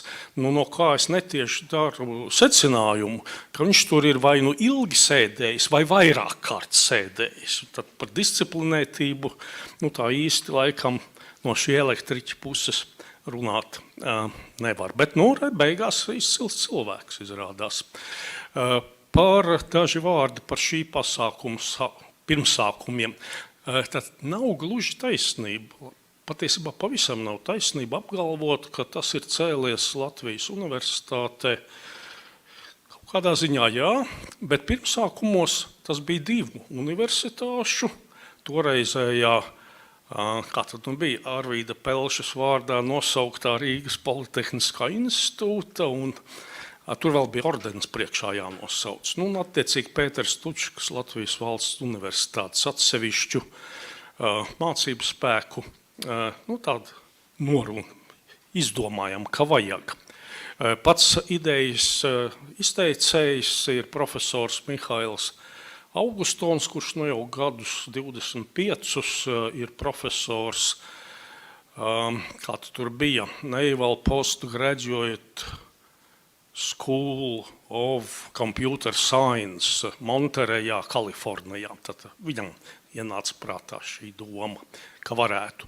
Un tur bija klāt arī tāds Ojārs Krumbergs, kas toreiz bija šī Rīgas Politehniskā institūta, tā saucamā starpaugstskolu skaitļošanas centra direktors. Bija tāds starpaugstskolu skaitļošanas centrs, bet reāli tur skaitļoja tikai Rīgas Politehniskā institūta cilvēki, bet bija starpaugstskola. Tā kā vēlreiz tās personas, kas iesāka, ir zināmas, un tās nebija tikai Latvijas universitāte. Un vēl bija toreizējie lielākie skaitļošanas centri pārstāvēti. Tā kā pats pirmsākums bija ļoti tāds īsti Latvijas līmeņa. Tagad mēs pamazām atgriežamies, paldies Liktai, ja mēs atgriežamies pie šī tad vispārīgāk, kur daudz piedalās, un tas ir ļoti patīkami. Tad pati pirmā reize bija 1986. gads, kad pašai pirmajai meitenei, sākumā bija sievietes, veselus 5 gadus tikai sievietes saņēma balvas. Šo te Lēdijas Adas balvu. Kas ir Lēdija Ada? Varbūt, ka ne visi tomēr zina, īsts atstāsts. Tātad Lēdija Ada, kā tad bija dzimusi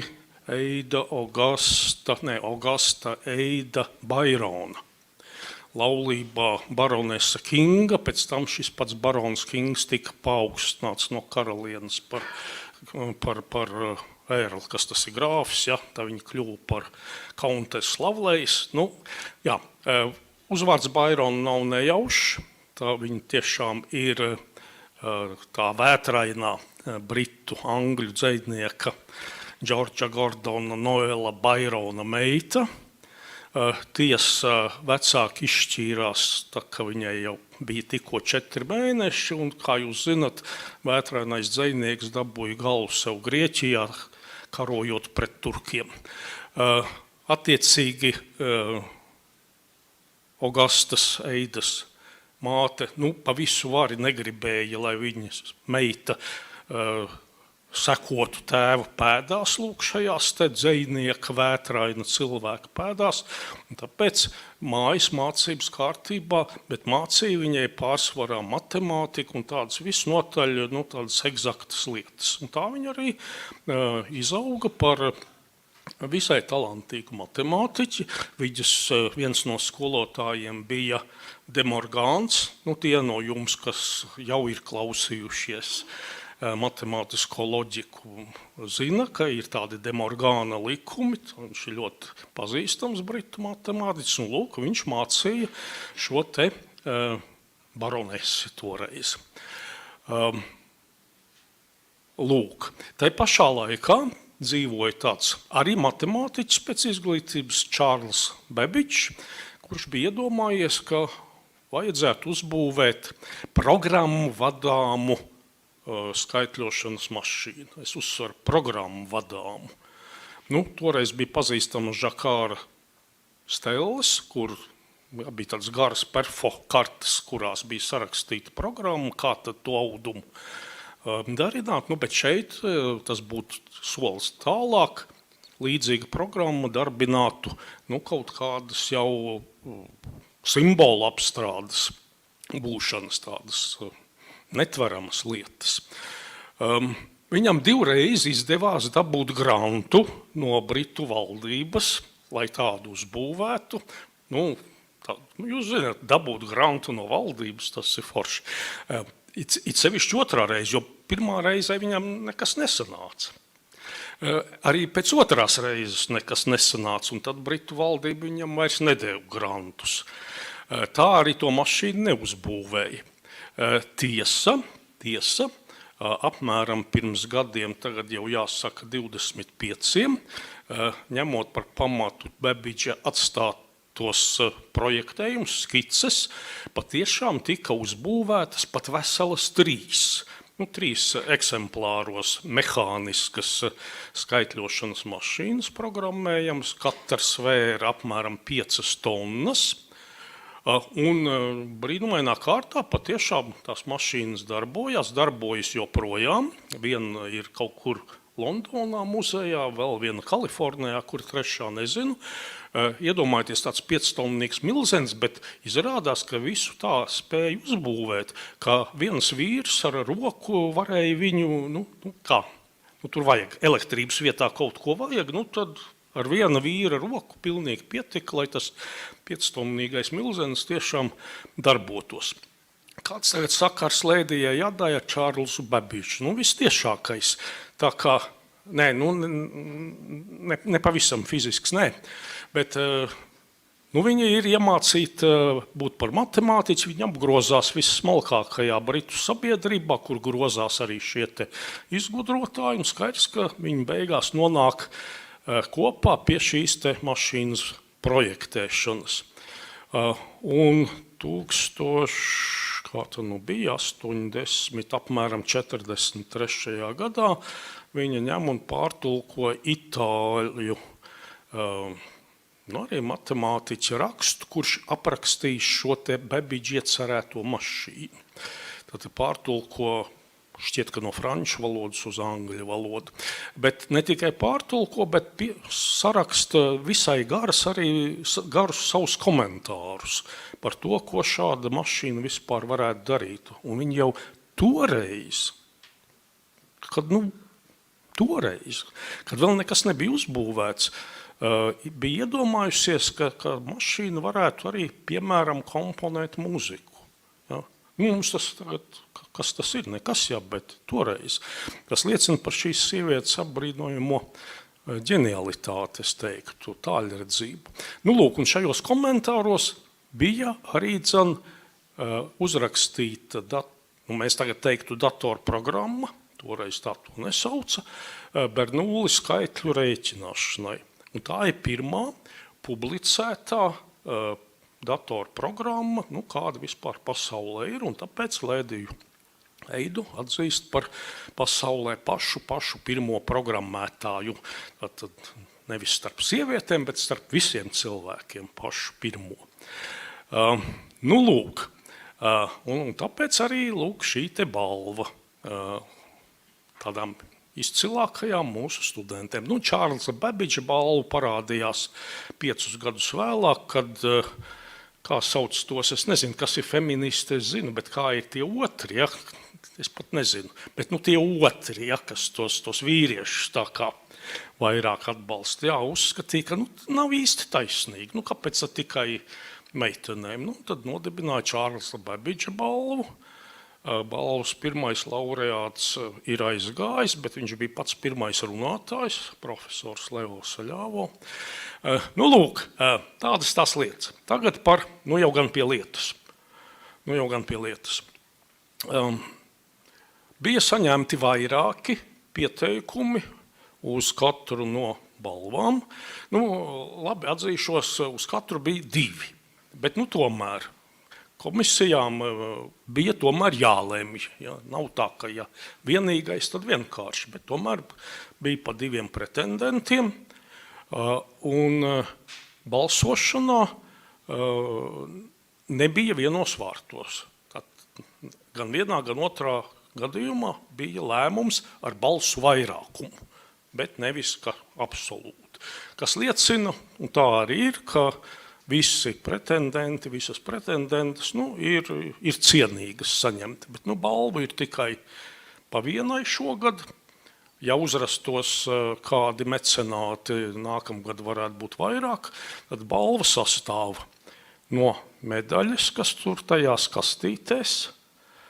Viena ir ar Lēdijas Lovelaces portretu, otra ar Čārlza Bebidža. Kas mums ir, naudas balva, kas tiks pārskaitīta. Iespējams, ka jau tagad pa vadiem iet uz norādīto laureāta kontu. Šeit mēs skaidrā naudā neko. Puķīte. Tas ir laikam arī viss. Diploms. Jā, diploms. Datorikas fakultātes vārdā. Labi, jā. Labi, ļausim. Paldies. Labi, lai būtu.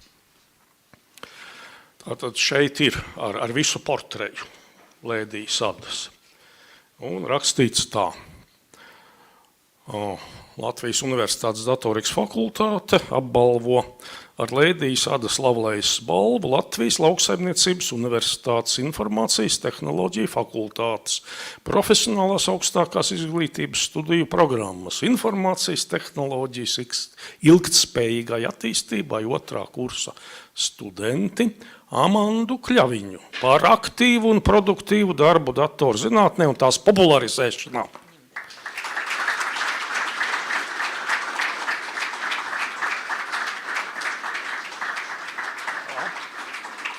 Parādīsim visiem, medālis ir šitāds. Tas ir Jūras Strupuļa taisīts. Neņemiet pa knapu. Apsveicu. Tas ir jūsu. Tas arī jūsu. Un tas arī jūsu. Vai mēs uzreiz ļausim pateikt? Jā, fotografēšanās. Tad, jā.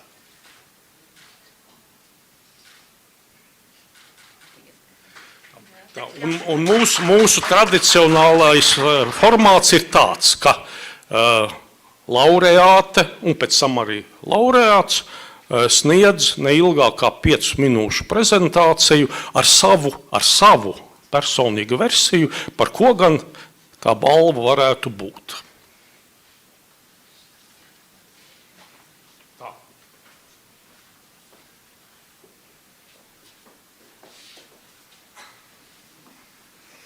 Sveiki, mani sauc Amanda Kļaviņa, mācos Latvijas Lauksaimniecības Universitātes informācijas tehnoloģiju fakultātē 2. kursā. Vispirms vēlos pateikt ļoti lielu paldies par balvas piešķiršanu, jo man tas ir liels gods. Un varu droši teikt, ka tā ir arī liela motivācija turpināt aktīvi darboties, ne tikai sabiedriski, bet varbūt arī zinātniski. Tad nedaudz pastāstīšu par savu līdzinējo darbu datoru zinātnē. Kā tad tas viss sākās? Jau vidusskolas laikā bija interese par datoriem, par tehnoloģijām, taču ar programmēšanu saskāros tikai 1. kursa 1. programmēšanas nodarbībā, un console write line man likās kaut kas atbrīnojams. Un ar neatlaidību, tātad man ir pāris sasniegumi līdz šim 2. kursam.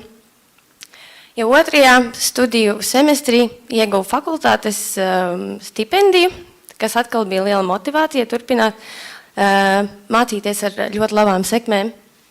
Un kā arī darbojos aktīvi studējošo pašpārvaldē savā fakultātē, un tās biedri mani atzina par aktīvu biedru, un no pagājušā gada esmu pašpārvaldes vadītāja.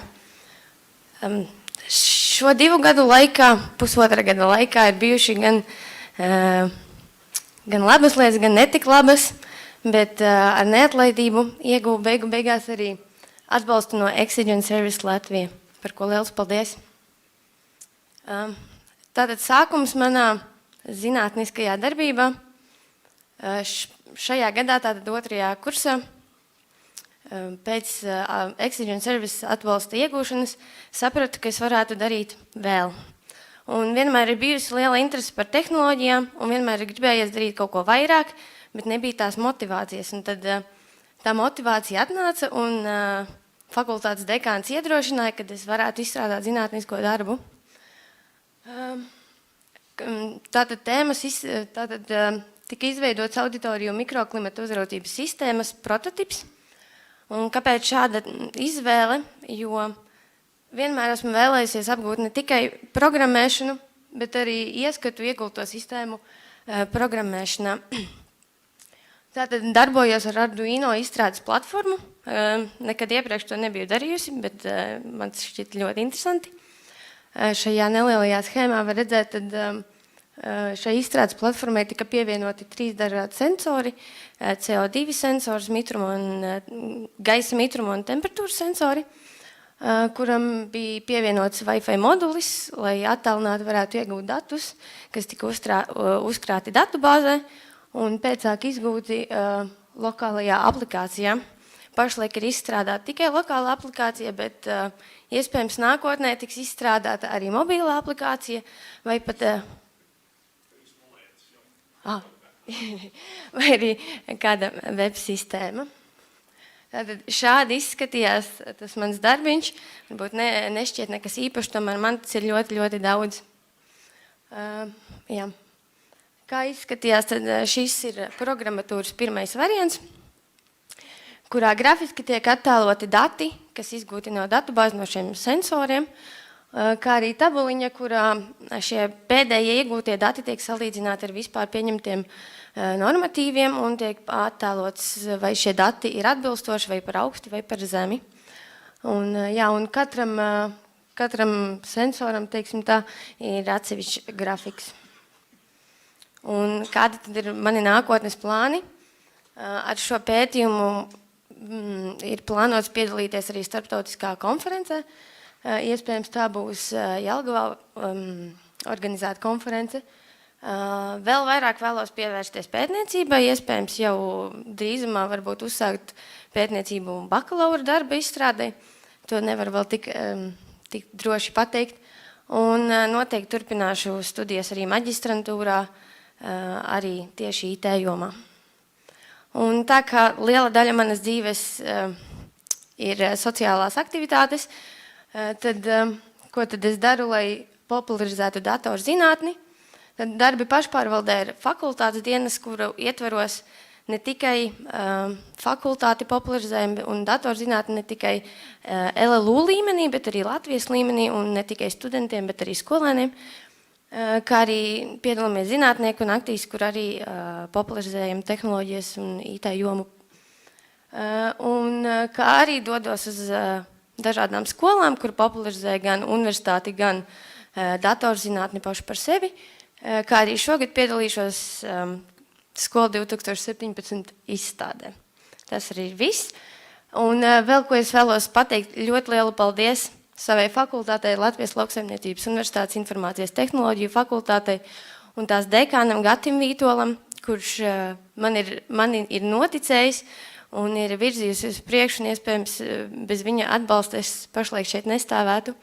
Kā arī vēlos pateikt paldies LLU ITF pasniedzējiem Armandam Kviesim, kas palīdzēja man izstrādāt manu zinātnisko darbu. Paldies liels!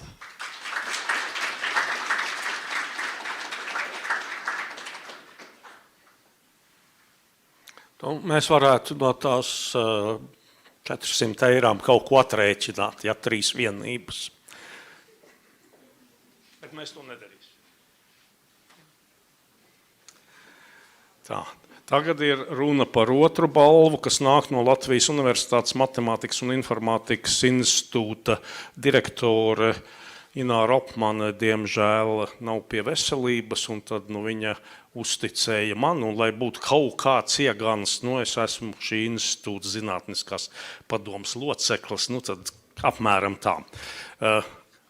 Šeit ir Babidža portreja un rakstīts tā, ka jau minētais institūts apbalvo ar Čārlza Babidža balvu Latvijas Universitātes datorikas fakultātes datorzinātņu maģistra studiju programmas 2. kursa studentu Jānu Glagoļevu par aktīvu un produktīvu darbu datorzinātnē. Tā.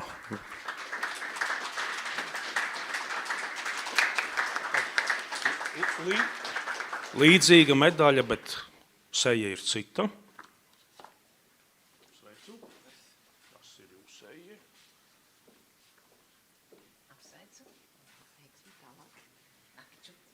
Jā, bilde.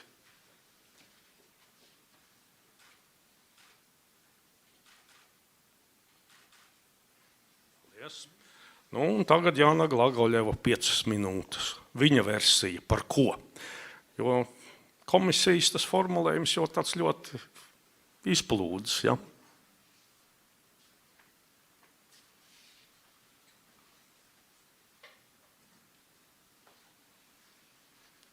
Labdien, mani sauc Jānis Glagoļevs.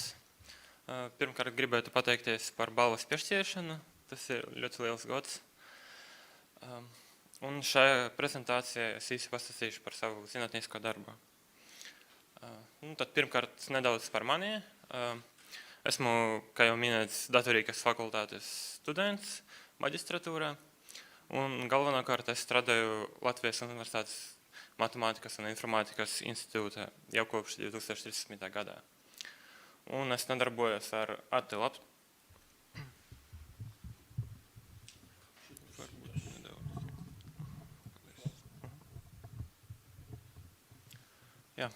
Tad galvenokārt es nodarbojos ar attēlu analīzi un datorēdzi, bet es piedalījos arī grafu zīmēšanas un sociālu tīklu analīzes projektā. Un kādu laiku strādāju arī Evolution Gaming, arī ar attēlu analīzi un datorēdzi. Tagad nedaudz vairāk par tiem darbiem, kurus esmu veicis. Tad droši vien, ka galvenie mani sasniegumi ir 2 zinātniskas publikācijas. Pirmā bija prezentēta Lisabonā un arī nopublicēta Springer Lecture Notes Computer Science žurnālā, un tā ir par grafu zīmēšanu.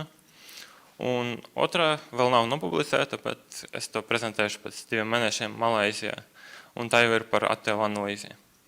Bet, protams, es piedalījos arī vietējos pasākumos, piemēram, Igaunijas un Latvijas teorijas dienas, kuras ir ļoti labas, iesaku apmeklēt. Un tagad nedaudz par par manu pirmo publikāciju, kuru es rakstīju kopā ar Karli Freivaldu. Tā ir par grafu zīmēšanu. Un kā var redzēt, tad šeit ir grafs. Un varbūt, ka jums ir kaut kāda informācija, un tur iekšā virsotnēs kaut kas ir uzrakstīts, varbūt tas satur attēlus, un jūs gribat to skaisti uzzīmēt tā, lai tas būtu ērti apskatāms. Un, protams, ar lielu pacietību katrs cilvēks var arī pats to izdarīt, bet mēs datorīti gribam visu optimizēt un darīt automātiski. Un tad šajā pētījumā mēs izdomājam jaunu algoritmu, kā izvietot šādus te grafus, lai tas būtu ērti apskatāms, un to var redzēt pa labi. Un šeit vēl viens salīdzinājums. Tad šeit ir 5 izvietojumi vienam un tam pašam grafam. 4 pa kreisi ir publicēti viena no slavenām zinātniskiem rakstiem, un tie ir dažādu algoritmu, klasika algoritmu taisīti. Un pa labi ir mūsu sasniegtais rezultāts.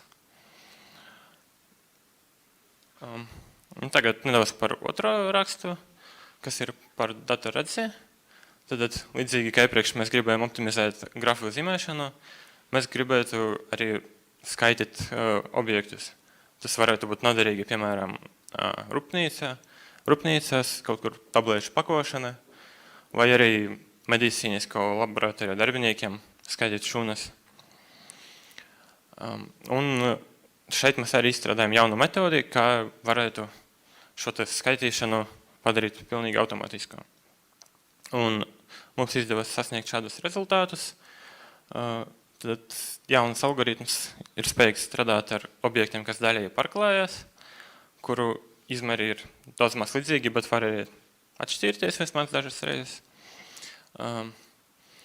Tad laba ziņa ir tāda, ka metodi var lietot arī nekonfigurējot. Tad vienkārši vairāk lielāko gadījumu skaitu var to vienkārši palaist un tā uzreiz darbosies. Kļūda ir apmēram 5 līdz 8%, kas ir salīdzināms ar citiem rezultātiem šajā jomā un arī daudz maz līdzīgs cilvēku skaitīšanai. Jo var iedomāties, ja cilvēkam jāskaita 100 šādu te bilžu, tad viņš ātri nogurs un arī kļūdīsies. Un arī algoritms strādā ļoti labi, ļoti ātri, tas ir lineāra laikā. Tad šeit ir slaids par to, ar ko es nodarbojos tieši šobrīd. Mums ir jauns projekts, un tajā mēs mēģinām meklēt interneta bildēs logotīpus. Tas ir preču zīmes.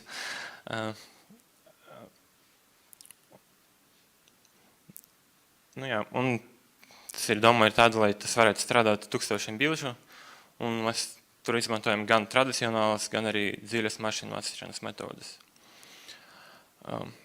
Nu, un šis ir galvenais slaids, tad patiesības. Pirmkārt, liels paldies universitātei un fakultātei, visiem pasniedzējiem un dekānam. Arī paldies Latvijas Universitātes Matemātikas un Informātikas institūtam, kurā es visus šos darbus izstrādāju. Un pats galvenais paldies ir zinātniskam vadītājam Karlim Freivaldim, kurš vadīja visus šos darbus, par kuriem es šodien stāstīju.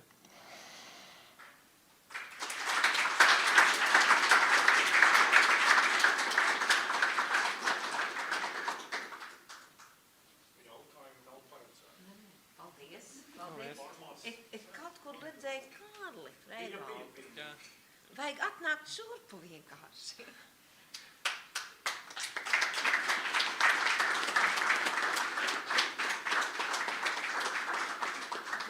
Visiem tiem pāriem nosauktiem arī Borzovām un fakultātes dekanām. Amandai arī vajag atnākt šurpu. Vai no Lauksaimniecības universitātes ir kāds labs cilvēks arī atbalsta grupu līdzi? Nu tad vajag aicināt arī viņus. Ko tad minētais Borzovkums arī? Naču Juri. Viņš saka arī pie fakultātes pats galvenais.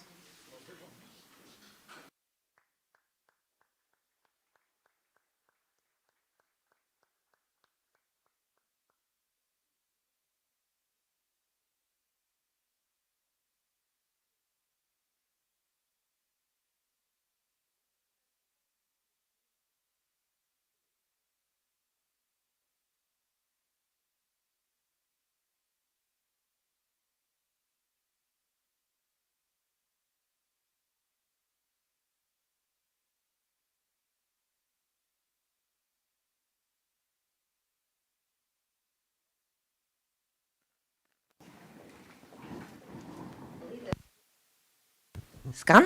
Skan. Līdz ar to es atļaušos teikt, kad šī gada Latvijas programmētāja dienas ir noslēgušās.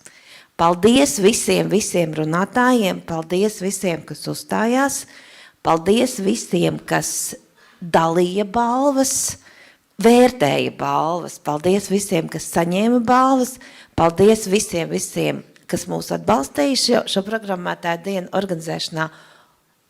Tiekamies visi pēc gada, bet pirms nākamā gada dodamies uz kafijas un vīna pauzi. Lai jauka šī pēcpusdiena!